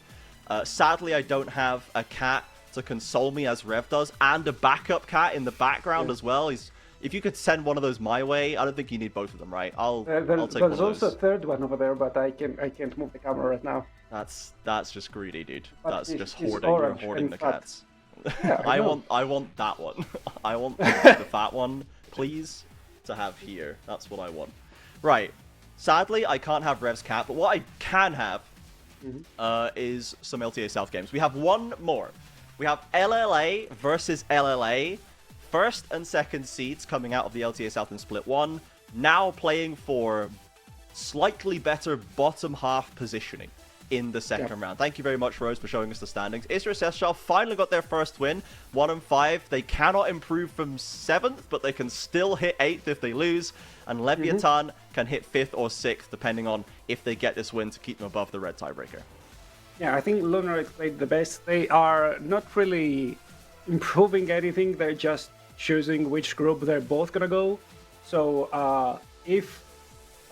sorry, I'm gonna have to scroll up again. There's 2 selections right now, right? So it's either Pain Loud together with Leviathan and Isurus Estral, or it's Furia VKS with Leviathan and Isurus Estral. So which one will you select? Right now, if Isurus Estral wins, that means that Leviathan stays as 6th, so they're gonna switch to Group B. Or if Leviathan wins, they stay as 5th, and Isurus Estral switches to Group A. I'm not sure which to choose. Both of them look extremely hard, and honestly, I'd like to avoid my LLA brethren, but you're here right now. So the question is, nothing changes that much. Are you playing for style points? Are you playing for fun? Or are you trying stuff out on stage? Well, given what we saw the last time Leviathan and Isurus Estral were playing for essentially style points and almost negligible seeding, that game was an absolute banger. It was a crazy end to our domestic Split 1 play, so I'm hoping that we will see the same again. Now, we already have a Callista locked in for sale. We do not see that often, but certainly something that's going to get us going in the bot lane. And Snaker with the Draven answer with a potential Nico support as well. So I think that your wish has come true, Ev. I think we're going to get something good here. I mean, it should be a Nico support, right? We've seen her being popped up all over the regions. LCK plays it, CFO have played it, I'm pretty sure that LEC have played it as well. So how are you answering right now? Are you answering fire with fire, or are you going the old school way of the Kalista Renata just to try and style on them? Pro Delta, normally we do see him default to the standard engagers, and the Nautilus looks like it is going to be the choice, so he is going to go that way. We did see the Blitzcrank covered, and he is a Blitzcrank merchant, as no one else will really touch it in the LTA South right now, but he is going to go for the Nautilus. So he's going to have that point-and-click knock-up CC chain available on the Draven. Snaker's going to have to watch out for that, and the jungle matchup so far is just Xin Zhao and Vi, fairly standard swapping on either way, so we'll see what the focus is going to be in the second round of bans to lock in those solo lanes. I mean, it's fairly standard, yes, but it's so skirmish heavy from both of those sides, so both of them want to get into each other's faces, trying to punch each other down. So I'm seeing that a game that 15 minutes in, it should explode into a chaos of small fights left, right, and center if the draft continues that way, because it still remains to be seen. If you're locking in support on R3, I think you're just going for a safe mid laner, something that can play together with the Xin Zhao and Orianna should be good. Shinz is kind of a supportive mid laner as well. You can prop up the Xin Zhao to be a better skirmisher in the early game, and then get a counter pick in the top lane, just to be able to smack Summit down. Yeah, we'll see if that is the choice right here. Summit did finally have an improved performance yesterday in that first win. We finally saw that top side actually get righted for IE after just constant trials and tribulations for this team up in that top side of the map so far, but when it works, it really does work, and that has been kind of the Summit guarantee for a lot of the time. Gragas the answer for Zothvi right now. This is one we normally see coming out to try and dissuade a Jax pick, obviously a classic Summit style style option if they wanted to go that way, but also just it has low-key very solid flank threat and burst. If you even just going the kind of Rod of Ages semi-tanky build, this Gragas does hit pretty hard. Yeah, it does, but it's still... Honestly, it is a disappointing option for me. You are going for a mid lane counter pick, which is not the heaviest of counter picks, so if you get a mid lane counter pick, usually you're like, okay, I need to abandon a couple of CS, maybe I'll need to spend my mana more. The top lane counter pick is like, you don't get to touch the wave for 14 minutes.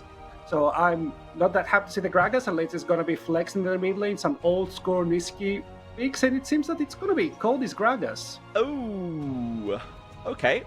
So the Galio is a blind. I like it to try and protect the Draven. Obviously the Nico Galio is a lovely combination, right? In the Vi Galio, that's all great. But as a blind pick mid laner, it is a melee champion. It is tend to be more designed to deal with AP threats rather than AD threats. So, you know, it did leave them some options to try and play into it. But Cody is going to take that Gragas mid. Zothby pulling out the Renekton. And Rev, I feel like we just have not been seeing Renekton for a long time, even though top lane is still pretty, like, scrappy, fighter heavy, you know, but Ambessa seems to have just kind of taken Renekton's evergreen place in that role in the game. Yeah, I mean, he's still fine. He's still there creating some space, pretty solid early game. But I think that the meta has just evolved and shifted around him. If he can just have an okay early game with a Gwen, with an Ambessa, with a Cassandra, why not get those, right? They are doing more later on in the game, so I think he's been power crept a little bit. But let's see if Zothie can do an old school styling on Summit. They're both, like, especially Summit, he's an old school top laner. He knows how to play both Renekton and around the Renekton. It should be fun to watch. Summit is very much, I think, a person who plays top lane the way it traditionally is played. It's much less about the rest of the map and way more about the opponent directly across the rift from you. Going into Zothby, who, for me, has kind of been the nicest surprise for Leviathan coming into this year, 2025. I think I did not really know what to expect from this guy, but he's done really very well into a strong crop of top laners, most of whom are playing pretty well on form. But Zothby has held his own very, very well. Even in the games where Leviathan has struggled, Zothby tends to be doing alright for himself. So props to that top laner for Leviathan. Cody as well starting to step up from the carry position. We know that Sayo can turn it on if the situation is right. So we're gonna head on to the Rift for this LLA matchup to round out the day, to round out the week, Rev. Let's see who is gonna come out on top. If Leviathan can try and overcome IE from last split, when before they were tripped and smacked down at that final hurdle. Yeah, if nothing else, it's still a story of revenge over here. It's a story of a civil fight inside the LLA, as they want to show that they're still here, they're still fighting. None of those teams will be out after today. There's no eliminations after just sitting around, but they still have a long wait to grow if they want to reach what they did in Split 1. Yeah. Remember, everybody, your time is running out to predict the result of this game with your channel points. Let us know who you think is going to win between Isrus Estral and Leviathan. Aseo and Pro Delta want to go heavy onto Ackerman right now. They've got that first CC down. They'll take a flash. They've dropped an Ignite as well. Heal committed. Both the Nico Summoners taken out for that aggressive positioning. And you're paying for the fact that the Nico isn't a great face checker. And look at their positioning right now. They're trying to punish Snaker as well. He can't hook up. He's getting hooked. They're going between the towers already. Oh my god! Onto the Nico, who doesn't have summoners left. Sayo flashing in. First blood for Callista. Leviathan taking this bot lane by the horns. Again, Snaker, no barrier as well. So although he's fine under his start and Seo has to abandon some of that HP bar, he can't really walk up. He can't put himself in harm's way. He's playing a 1v2 lane, and he hasn't got an easy way to access those minions. It's a little bit of a sketchy way back to the river. They choose to not go through the tri-brush. They try to go the shorter distance, but hum and her a little bit, and then take a fair amount of damage from Snaker. So Ackerman, Pro Delta with a Hextech flash hook. Does not connect with the Draven. Would have been crazy if it did. Ackerman has arrived once again, though, so Snaker should be safe in the 2v2 if he's got a tower to sit by. Yep. Now, Gragas in mid lane is something that we were so sick of seeing, but we haven't seen for a long time, right? It's some very nice love taps on his passive, upping the cooldown, making sure that he has to pay with his life or his mana bar if he wants to remain in the lane. And now he's playing in the melee matchup as well. The Galio selected, and they opted to bring the Gragas into the Galio, so they were full aware. He shouldn't have too much of a difficult time since it's into melee, but Galio, such a strong early game pick as well. His base stats are so high. Oh, he's almost killed Cody. I could see that coming, man. I was watching Cody wants to get the minions, and Miryu just holding the cooldowns. Gets the flash away, using this Galio in the 1v1 very well, as we said. You know, it's a melee champion designed to deal with AP threats. Gragas is a pretty solid matchup for it in the lane. Yeah, and I mean, if Cody didn't pop the W, he would have died. There was a huge amount of damage reduction over there. He still remained with, if I saw correctly, 20 HP or something. And now he's like still in the lane, trying to deal with the wave, trying to keep it away from the turret. It's still crashing, and Miryu is there. He can't lane right now. He's so doomed. He's gonna abandon most of this wave as well, and have to teleport back into the lane. Yeah, and remember everybody, that TP is very slow and ponderous now in 2025, so tough for Gragas in this early matchup. Miryu playing it very, very well. You can see TPing back in, has the Dark Seal, has the refillable potion, is ready to get back to trading and start to keep pushing this advantage, as Cody now has come back with the tier as well. So we'll see what the tier upgrade is going to be as per Delta. Again, Hex flashing in. Doesn't manage to connect an auto. Takes a bit of poke back as well. Now the hook comes through, perhaps drawing Ackerman in. Gets the CC onto Snaker, but they're just losing this fight. And Delta doesn't have a flash. He's barely out of range. Snaker, the root connects from Ackerman. One more auto isn't there, and the Nautilus just about lives. Gets the hook back in, and Snaker forced to flash away. This bot lane Rev is going nuts. Yes, Seo is playing it very, very patiently, getting just a few rend stacks at each time, but making sure he resets the cooldown on a minion, making sure that the enemy team is slowed, and getting cheap damage down as Delta tries to look for another hook. There's still the barrier on the Snaker. Even if he gets hooked, I think he's gonna get a kill, but if he ends up dying, it doesn't matter. The stacks are not up there yet. 75 stacks isn't too much gold to speak of. Yeah, I think Snaker for sure, or Delta really just, he wants to sacrifice his life to get a kill on the Draven, to knock those stacks down, to get more gold for Seo. He's decided it's worth. He is on Vision right now. That ward doing a heck of a lot of work for IE, letting them space out the way they need to, but they are still chipping them down with Zothby, committing onto Ambessa. Summit has to pop the potion to try and heal up, but gets back in. Level 6 for Renekton though. He's got that timing ahead of the game. Pushes Summit back to lane. Summit will be 6 on this next wave, but advantage for Renekton is scary around the corner in bot lane. Can he get into range onto Snaker? Doesn't connect, the winds, becomes lightning. I had to call the gank off. Jose now piling in. Doesn't have ult right now, though, as Ackerman looking for more. This fight just doesn't end, Rev. Delta finally finds the hook, but Vi is there to spoil the game. Deaths go down left and right. Support in bot. Mid lane solo kill. Nico dies as well. Leviathan walking away the winners. How did Miryu die over there? Why was he behind in XP? What's going on in this game, as Jose Deodo might be in trouble, but Seo can't really join the fray. Scary now has the Q ramped up. The next auto will be a knock-up. Judging by the level 6 Gragas with no ult, I think Miryu might have got cast into tower. I think that's probably the only way I can see him dying right there, is getting cast into tower on a level 6 up from Leviathan. Using that to great effect in mid and top there, but here's the replay. Okay, that should have been the fundamentals. How are you behind in XP? You have won the early game so convincingly, and you are ahead a couple of minions. Cody somehow finds some extra XP which wasn't available for Miryu, gets the kill. Miryu hasn't got a flash to play with, so that's a solo bolo and a bomba. Yeah, that is a lovely bomber right there from Cody, plus the little E to keep him in the tower range for one more shot. Perfect timing on the minion XP, and Cody once again showing us why we've been raving about this guy ever since he joined us in the LTA South. So Cody salvaging that matchup after a tough first few levels, but the Gragas is certainly off to the races. Isurus Estral though, not dissuaded, will head up to that Grump Cap to pick them up. Scary trading the Hex Tech on the south side of the river. Yep. No gold lead to speak of. The 300 gold means absolutely nothing in the grand scheme of things, especially since it's shared between all of those members. Summit slightly ahead, also the other slightly ahead. The rest of the gold lead, belongs to Leviathan.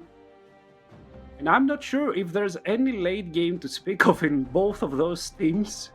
I think that the moment they hit the 20-22 minute mark, they just keep on fist fighting because there's no scaling. There's nothing to look forwards after that point. The Draven isn't the best late game carry. Kalista as well, Gragas as well, Galio as well. Who's gonna carry you if you somehow find yourself lacking 3k gold behind, 5 gold behind? I'm not sure if there's any return mechanics in any of those team comps.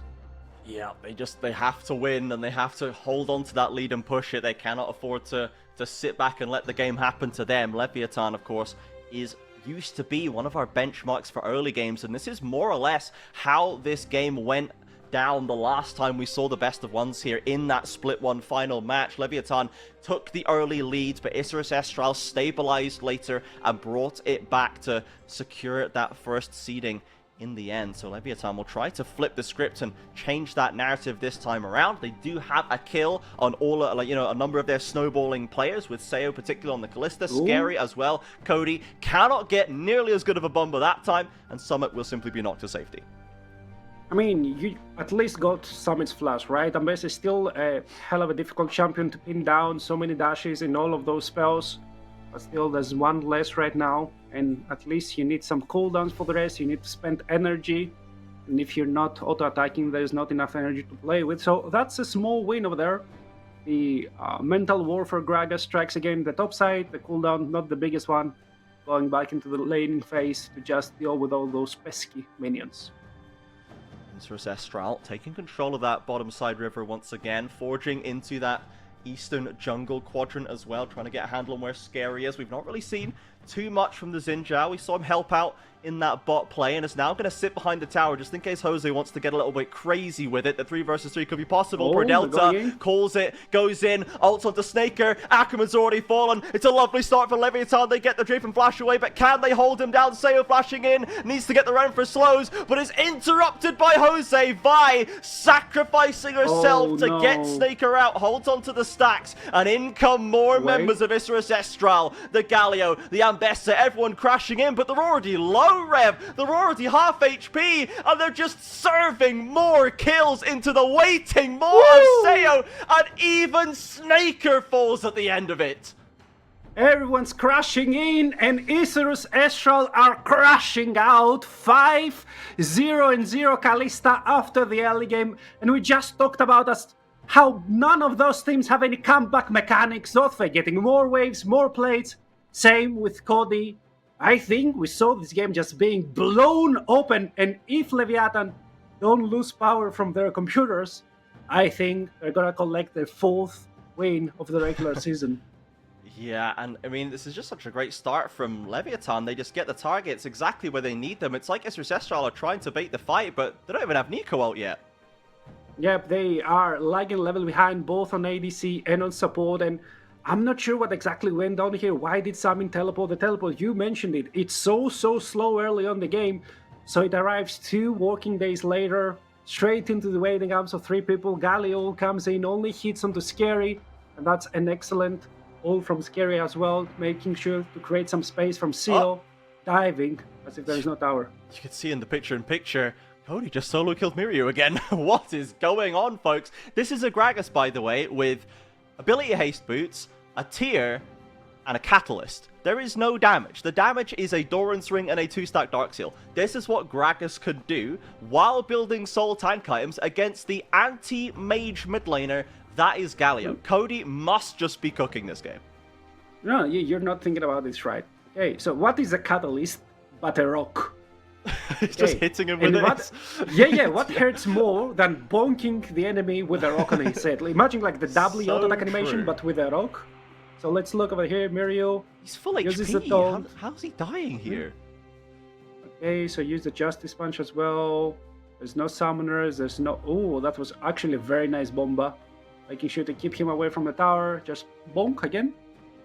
It's EQW and the flash as well. Oh, not the flash, sorry, but just a small visual bug there, I guess. But Cody just chips away at him, right? And Mirio, I guess, thinks, like, I should be able to safely trade with you. I have a tower to play through, but Cody is calculating the entire time, every cooldown placed where it needs to be, gets the 2-on-1, and now he's actually starting to build AP, so it's only going to get worse. Yeah.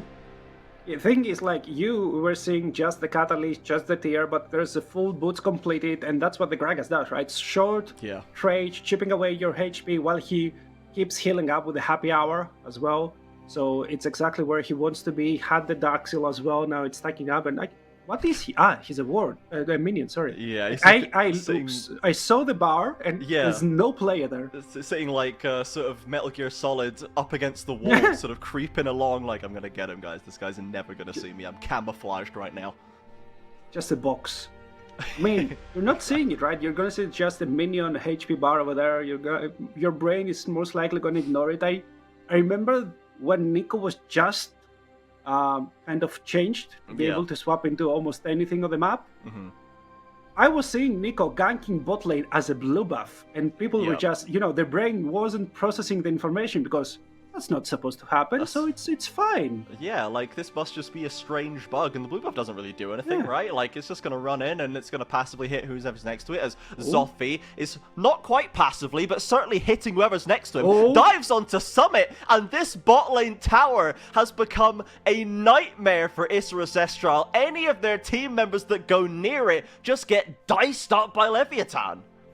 Yeah, and they're getting the play right before the full Ackerman looks for the angle. Snaker hooked up and knocked up Ackerman Stopes. Up the follow there as in comes the Vi, the Galio, and Sayo gets pummeled under the rotation from Isrus Estral. That's the way it's supposed to happen, folks. Scary next to be picked off. Cody has arrived with Pro Delta, drops down the barrel, but the hook doesn't quite connect on the knockback. Yeah, but you're still losing the bot lane tier 1 turret as Zoffe gets another way. Summit comes back, his ultimate still online. It's revenge time. He's got the flash to public execution, nails it, and Zoffi just doesn't have any tools to contest him right here. Nails the stun, a little bit of a heal off the Cul de Meek, but he's so low, and Mirio is there waiting around the corner if needed, but Summit does get that revenge. I mean, that flash, okay. Somehow, every time we don't look at Cody, he gets a kill. Yeah, I think how does it happen? If the observers really want to be paid for by Leviathan right now, just never look at Cody again. Just never see Cody. He's going to be 12-0 by the end of this game. Have you heard of Schrodinger's Cody? Yeah, if you're not looking when at him, you don't look at him, he's always killing. If you never look at him and prove that he isn't.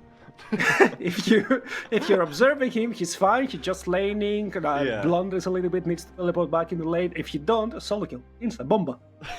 Yeah, there's nothing you can do about it. He's still stacking the Rod of Ages as well. He's about to finish that tier. He's going to get the Seraphs presumably locked in. I mean, I guess he could go Fimbulwinter, but with the Lost Chapter, I assume he's going Seraphs. Let's take a look at how that happened. I mean, Jose Deodo was in the enemy jungle. He's like, there's no jungler here. We've killed Scary. Who's gonna kill me? And Gragas is also a jungler over there. Okay, that's a solo kill. Like, he couldn't get away. Yeah, Jose was dead to the Gragas for sure, but Pro Delta just padding a little bit of that assist stats. The fantasy enjoys for Pro Delta. We'll be happy to see that one. So that's still going to be locked up. And now we do have Leviathan rotating onto this Herald. They've already locked up the Triumphant Boots themselves. They've got the Foots unlocked. They got Warfare, and I believe they got Objectives as well, as the turrets went down a little later. But they're gonna knock down this Herald. They've got both mid and top, to be honest, are looking pretty shaky for an early drop. Yeah. Now, let's see if somehow Isrus Estral will be able to find more angles like the one they did 3-4 minutes ago. Try and get themselves back into the game, but it looks so hard. Mirio, no Aftershock to work with. His only damage reduction is his W. Vi's coming. No one else is right now, and Vi is turned around. Vi is no longer coming, everybody. Mirio is just going to have to deal with that one. Turret falls, a Galio as well, a 6 kill of the game for Sayo. Yep. Jose Deodo put the flag halfway up. He's like, okay, you're falling. I'm going to get this blue buff just in your name. There's nothing I can do. In the bottom lane, Summit gets the turret, but he might be in trouble as Sothvi has the ultimate to play with. Yeah, now he's back with the tools to make this fight work. Black Cleaver versus Eclipse right now, but still going in, using the Renekton to its fullest. The trade's still pretty even, I must say, and Summit in this 1 versus 1 is dealing with it pretty darn well. Zoffy slightly ahead, but not able to really put the pressure onto Summit on this Ambessa. We'll see how those champions impact the later fights, both of them with great abilities to dive into the backline, and both Sayo and Snaker might have to deal with just another threat coming down on them later. Yeah, it's a battle of two dives, right? Because on the one hand, you do have the Galio following up the Ambessa, maybe the Nico using the Rocket Bell that's going to be up and available pretty soon, Vi as well. But on the other hand, you do have a little bit of peel with the Kalista ultimate, but there's so much dive as well. Gragas looking for those flanks, looking for those barrels, creating so much chaos in all those front-to-back scenarios. Jin Zhao creating space while diving in with his E and Renekton as well. So it's going to be very hard for IE to keep finding those angles without getting isolated, without getting chipped away, and without at least one of those members of the dive squad finding themselves in a gray screen simulator. Now, Leviathan dropped that Herald into mid lane, didn't get the tower off it. It's not even that close either, and Nautilus has to hook to safety. It looked like Miryu went to see if they could find a play onto Cody, knowing that he could ult back if needed, but they didn't really get any purchase there. So Leviathan drops the Herald, doesn't get much from it. Now, the Dragon is still untouched. This would be a Cloud Soul point for Leviathan if they can pick this one up. But right now, they're not aggressively moving towards it. I think they're still trying to feel out what the response from IE is going to be. They'd love to just get a pick instead. Jose clearly looking for it. Ults so deep onto Sayo, who's got the summoners to get away with a tower to wait under. And Miryu, Galio ults in to be left in the worst situation of all time, as Cody with another beautiful barrel just seals the deal for Leviathan in mid lane. And that's exactly what I called. You're trying to dive in. Okay, Jose Deodo can keep Seo down and your Galio can come in. I don't think Cody's in trouble, right? He just walks away from this one. He's got a flash still at some stage, right? He's actually just going for the heals as well. Cody knows that he's not in real danger. Summit doesn't have the ultimate. Without it, he can't really go for the kill. Sayo picks up mid turret as well, and the Dragon. Leviathan walking away with everything after that play. Yeah, and you saw the play. Pro Delta just making sure nobody else can follow up from that play. Let's see the replay as you're going into Seo. He flashes in under tower. There's the ultimate. Pro Delta keeps 3 members at bay. And then Scary, making sure that you can never leave the area. Cody, what an absolute wonderful ult over there, making sure that the enemy team is just blown apart. Nobody is in any proper position, making sure that you can get any bits and pieces left there. Ooh, Cody committing for the kill once again, and Summit still doesn't have the ultimate. He's got the flash. We're cutting away. I assume the observers don't think it's going to happen, but the flash is there. I guess the observers, like, if he's going to kill him, we can't watch. That's the rule. Yeah, that's wrong. I mean, I started laughing because I just thought of the internal joke that they must have had already. 404, this score does not exist. Cody, making us ask, why did Gragas ever leave meta from the mid lane? I don't know. Like, this pick has always been nuts, it feels like. Even on top lane as well. He even has a strong place right now as Miryu, aggressed on by 4 members of Leviathan. He has to flash away, and Leviathan will not waste more time chasing. There's an Atakan to peel back for if they want. Summit is still dead, doesn't have TP, but Leviathan not willing to go all the way just now. Yep. 5.5k gold lit right now for Leviathan, and looking complete control of the enemy side of the jungle. Jose Deodo just goes into the red buff, and he's gonna see like a figure or two going to do. Wait, that's a minion. Oh, that shouldn't be there. The minion can't just be walking into the jungle like this. Ackerman gets the ult off at least, but then the Sayo ultimate pulls back Nautilus, and look at the rotation from Mr. Zestral. They've responded beautifully, and Leviathan are scattered in the jungle. Zophian with the flag flashes in to get that Draven down, and Cody still doing what he can on the front line. He's dropping low, but he's not dead yet. Summit tries to get in and seal the deal, but bumped right back into Zophi's waiting arms. Triple kill, quadra kill for the Renekton as Cody still inexplicably alive. Are we looking for a Renekton Penta here in the last game of Super Week? Jose Deodo refuses to give it to us.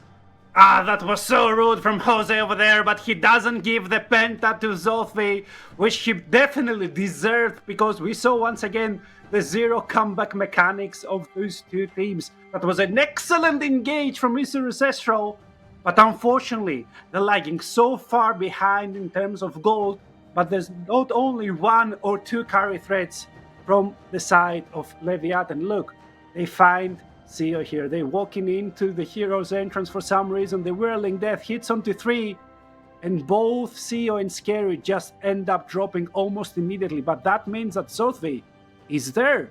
Nobody's focusing him, and we're still in that mid-game state where Renekton is an actual threat. You're not just there to create space. You're there to slice, dice, and actually munch on some opponent mid. This Cody Gragas is so nutty, man. It's an absolutely stellar game for the Leviathan mid laner. I personally have Zothvi and Seo in my fantasy team. I'm laughing to the bank as well, folks. But right now, we've got the Atacon play. Pro Delta getting aggressed on by Isra Ancestral. The help comes through from Leviathan. In goes Ackerman to lovely Nico ultimate. Another great start for them. Atacon's going low, but Vi still around. Zothvi into the backline. This time, Snaker wins that dive as Cody still looking to do what he can. This mid-jungle duel from Leviathan against Snaker and Jose. Draven is in, but he's got no defense. You simply can't challenge this Gragas, man. He's absolutely unbeatable today. Yeah, he's extremely low accurate Gragas. You can get through that thick skin of his. He's doing everything and having fun with it. And once again, it started on the worst possible terms for Leviathan as Pro Delta loses half of his HP. Ackerman, what an angle, a 3-man pop Blossom, and then you're engaging on Cody, but Cody doesn't agree to go lower than a third of his HP, heals so much back up, and Snaker, he's there, but he goes almost melee. He doesn't have the range to actually deal with the threats from far away, and 2.5 items ain't gonna cut it, son. Yes, this had been about the time in that split one final game where Isra Ancestral started to turn the tides and bring it back against Leviathan, eliminating the lead they'd worked so hard to build. But today, it seems like there is one man who refuses to accept that narrative. It is Cody on the Gragas. 7-0-7. Absolutely unchallengeable. Drops an ultimate in top lane onto Summit once again, and Leviathan have the bodies in the area. A Galio ultimate will dissuade them from diving further, but Miryu, again, the eternal sacrificial lamb, dies for the 8th time trying to save his teammates.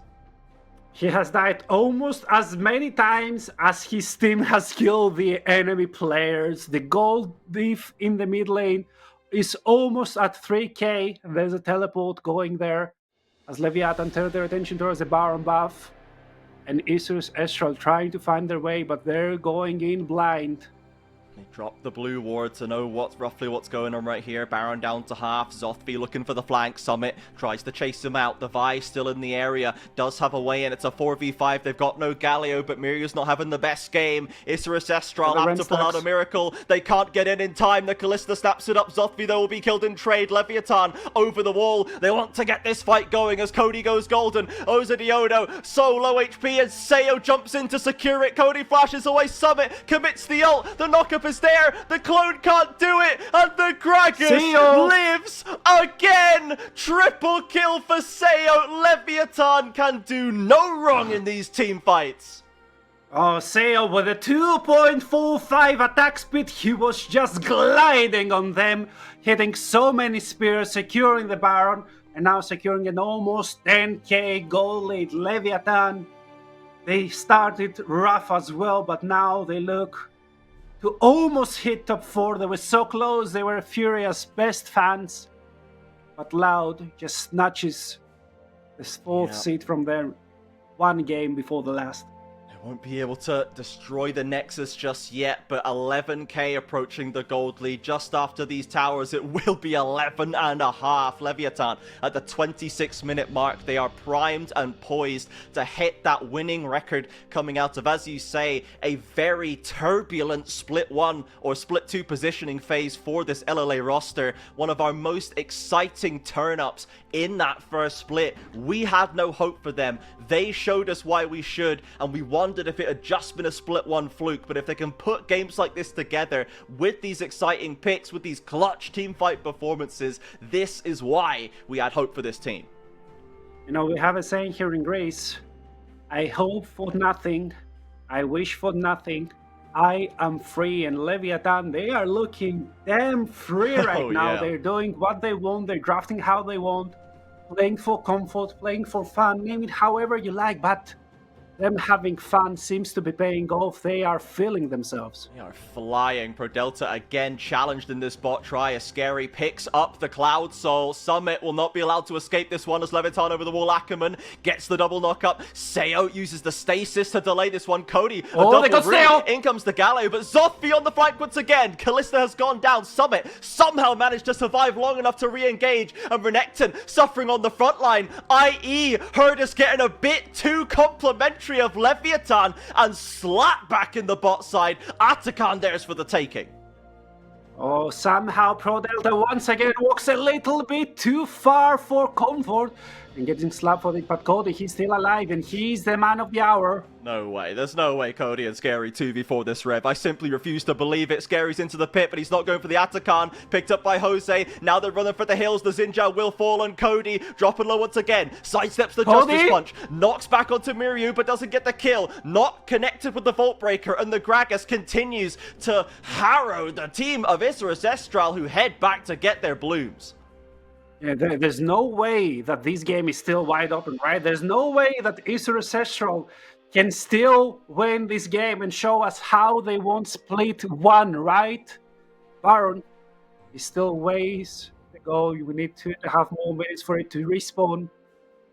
The next Drake is gonna be the Elder, but also needs 4.5 minutes. So for the next 2 minutes and something, there might be no fight and there might be some scaling to be done for the Isurus Estral team composition.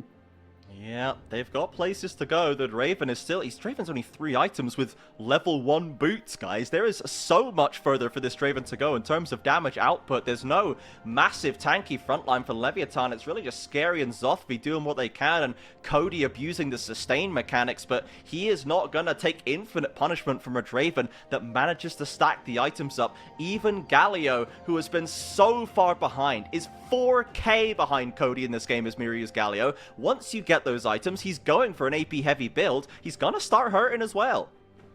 And the thing with Galio is that if Jose Deodo managed to connect with both his ult and his Q on a target, he's gonna hit like a truck, right? That Hero's entrance ain't gonna miss. There's no way you can flash away from it. Your flash doesn't have enough range. There's no tenacity in the world to help you do that. So even if he's lagging 4, 5, 6k behind, is still going to be useful. Gragas is a way harder pick to execute. You need to be there. You need to be always on point with your body slams, with your explosive casks, you name it. So the ease of execution is in IE side. Maybe even the scaling, because I'm looking at 2 mid-range ADCs, and I'm looking at Summit, who isn't playing his best game. But the Ambessa is a scary champion to deal with if you're a mid-range marksman. Yeah, it's always going to be a threat right there. You've got to be watching out for that massive long-range public execution ultimate that can just catch you out. We've seen Seo, when he's caught out, if he doesn't have the summoners, if Leviathan are not in a position to peel, he will just evaporate. He's got a little bit of resistances with the Wit's End and a barrier to play with, but ultimately, we are leaving the stage of the game where Callista really matters. We are at the 31-minute mark. This is no longer Seo's game. It's about what Cody, Scary, and Zothby can do in these fights. Right now, they're trying to get some vision down, trying to keep the waves pushed in, trying to keep control of the map while they've got this inhib to play against as the Baron's coming up very soon. I mean, and that 2.7k gold lead that we see on the graph is fake, right? You know it. We saw that he had bought the... what's the status effect item called? I always forget about the half of the Zonias, but he bought it, he used it. That's 1600 gold being thrown, I don't want to say into the trash can, because you do get some of it refunded, but you do lose 30% of it, and that's 500 gold of that gold lead shaved. That's nothing to scoff at. Of course, it's late in the game. If the item is not completed, it doesn't really matter, but we're seeing both of them in 3.5 items. There's only the boots. That's the difference right now. Leviathan committing onto this Baron. They're not doing it the fastest, but they do have the Callista secure potential. Now, Ambessa is still bot side. Has TP, but may need to start thinking about using it as we're down below half. The committal comes in from IE, but Leviathan, they want to turn away. Jose's gone deep. He's got no backup. Just like that, the threat of the Baron steal is completely gone. Jose's Diodo's Vi again steps too far forward. Leviathan, they smell blood in the mid lane. It's a 4v5. They could end the game right here. Secure themselves that positioning. Ackerman is in, gets the knockups, but doesn't find Seo. Ackerman looks for more. Summit trying to find an angle as Miryu goes gold on the front line. Pro Delta will be taken out, but Snaker is in the clutches of Cody, and he cannot escape. Miryu picked apart by Seo, and Leviathan in the 4v5. They're having to work for it. IE are not going down easy, but it will still be the ace. It will still be the win. It will still be Leviathan asserting themselves as the dominant LLA roster in the LTA South in Split 2 positioning. Yeah, they might have lost the finals in LTA South last split, but this time around it's different. Now that IE are struggling, they do not hesitate to strike them down. That fight didn't look as clean as it was, but in the end of the day, it was a 5-4-1 and a 5th place finish for Leviathan. Now, there has been some discussion in the chat between Rose and some of our chatters as to how the tiebreakers shake out here. We now have 3 4-3 teams, VKS, Loud, and Leviathan. Now, Loud beat VKS, I think, or lost to VKS. I think VKS beat Loud, Loud beat Leviathan, and Leviathan beat VKS. So we have a little circle of suck here, I believe. And we'll need the officials to work that one out, to be honest, because I don't have the brain cells to do it right now on 4 hours of sleep, Rev, I'll be honest. But we can see the final standings here. What we do know, Pain first, Furia second. This little mess competing for 3rd to 5th that we'll have to see shaken out. Then Red, Fluxu, and Isrus Estral, who crash from 1st in Split 1 to last in Split 2 positioning. I mean, I get all that. I also don't know exactly how the tiebreakers are gonna end up falling down into place, but I have one single question. How did VKS end up there? I don't know, They were so man. cleanly first. I think they started 4-0, right? So Yep. they did the reverse Loud, and Yeah. they ended up 4-3. So it seems like they just went up the standings in terms of strength of schedule, right? I think that when they were put against strong teams, their worryingly slow pace of game and lack of willingness to kind of push a lead or actively engage in the laning and mid game, when you can just watch the other team make mistakes and just win eventually yourselves, when the other team isn't going to let you do that, they got severely exposed with that playstyle and ended up really suffering there. So they're less messy, yes, but they need to be more playing the game still. We've reeled in the bad side, but we need to now have the good side, you know, to play through actively there. Yeah, they do tend to play what I like to call the bouncer style of League of Legends, of waiting for someone to come in and make themselves a fool, where they just kick them out of the club and hand them a defeat. But apart from that, you can do that versus teams that are actually good, that are playing their own game. So if you do that, you're going to be there in the middle of the table, making sure that you can let the top of the table teams in, but kick the rest out. But if you want to be a good team, you need to be proactive. You need to start creating the space where you're trying to punish the enemy team. Now, I have some updates. There's no answer yet. Even Wikipedia doesn't know what the heck is going on. They have just categorized Leviathan 3rd, and then Loud, and then PKS, but I think that's alphabetical, if I'm being honest with you. Yeah, and we do have Jimgu in the chat who is theorizing and is presenting a case for it to be Loud, Leviathan, VKS, because Loud and Leviathan end up ahead of VKS in terms of strength of wins, because VKS only beat the bad teams and lost to all the better teams, and then Loud has a much better win time, okay, a lower combined average win time, I believe. So this is unconfirmed. This is the theory of a chatter, right? So take that with a pinch of salt. We will have it officially announced. Watch all the official socials to see what it officially shakes out as already. But it seems like a decent theory and a decent reasoning to me, so I'm willing to say that's probably the likely thing to happen. So thank you very much, Jimgu, in the chat for working that out, because none of us have the capacity to do it right now. But that is going to settle it, at least. We are now going into best of threes. right? Next is the group stage. We're going to go into the best of threes, where we start to see the Fearless returning again. And we've already seen, Rev, I really like how we've started to see, in this Super Week particularly, so many more interesting picks come out that I'm very excited for us to go Fearless again, because I'm hoping that's gonna maintain.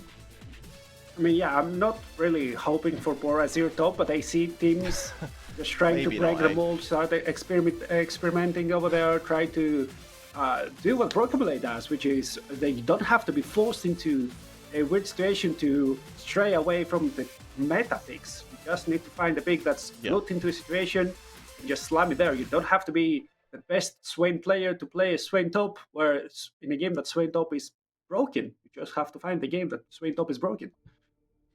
Yep, pretty much. You just have to find the right angle, find the right moment for it, and whip it out and be ready to pull it out and play it well, right? Be ready with that one in the pocket and have the perfect solution for it. So, good stuff from the LTA South. Excited to see that development right here. And we've had a very exciting conclusion to Super Week. A lot of, well, so it's not even really concluded yet. We still need to find out what the standings are. But when we do, we will see how that all shakes out. But we do at least have more contenders. It's not even just necessarily that top three as well, with teams like Loud and Leviathan waking up a bit in this kind of last few games. We know that they are willing to threaten that top three that looked a little locked down before as well. So excited to see how that continues.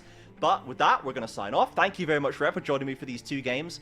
Thank you, everybody, for watching, of course. Thank you for all of our followers and our few subscribers as well. If you like what we're doing, this is an entirely volunteer-run broadcast. This is a co-stream that we are doing out of the goodness of our hearts, and that we just love this region so much. So if you want to follow and subscribe, it means the world to us. Thank you very much to Rose as well for stepping in and producing so wonderfully today, as well as usual. Here are the final standings that we have seen. These are the official standings, everybody. We have had word from production. This is the official standings. Loud, Leviathan, VKS. So Jim Goo was in fact correct. Claps in chat for Jim Goo for getting there before anyone else. But that is how it has shaken out. So Vivocade Stars winding up in 5th after all of that. What a crash down to earth for them. Yeah, it's a way to go over there, but it still remains to be seen what can they do, because it's not the end. You're not like in losers bracket waiting to lose one best of and then crash out. Nope, you still have your chances.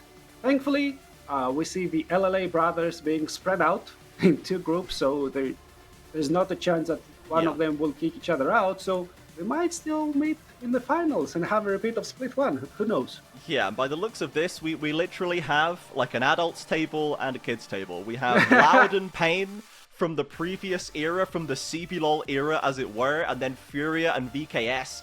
Even Red now with a completely, a rookie mid-jungle duo on the other side are holding up and representing that newer era of Brazilian play and South American play. So pretty nice little age gap we've got developing between Group A and Group B. But we'll have to see how they play together and how they will handle. I'm not sure how much of a break there is now. I think, do we just keep going? I'm not sure if there's actually like a little gap before we get back into the group phase. But ultimately, I'm ready to just keep going, to be honest. I hope we just keep going next week. I want this to continue. Yeah, well, I mean, it will be announced, so keep an eye on all socials. It will be there. And I'm also ready, but who knows? Maybe the teams aren't ready. Maybe they need to decide the schedule and all of that. Yeah. We will let you know as soon as we know as well. Yes, and even just a short break between Split 1 and 2 turned the entire league on its head for the start of that one. So who knows what's going to happen in that group phase, but we are all excited to find out. Now, I've already done all my thanking, so with that, everybody, thank you once again one last time for watching. We will see you back here, usual time, I guess, next week or some other week. We'll be back to Saturdays and Sundays when the group stage kicks off. That's what I know for sure. Until then, enjoy the rest of your day, enjoy the rest of your Monday, and we will see you when we'll see you back on the LTA South.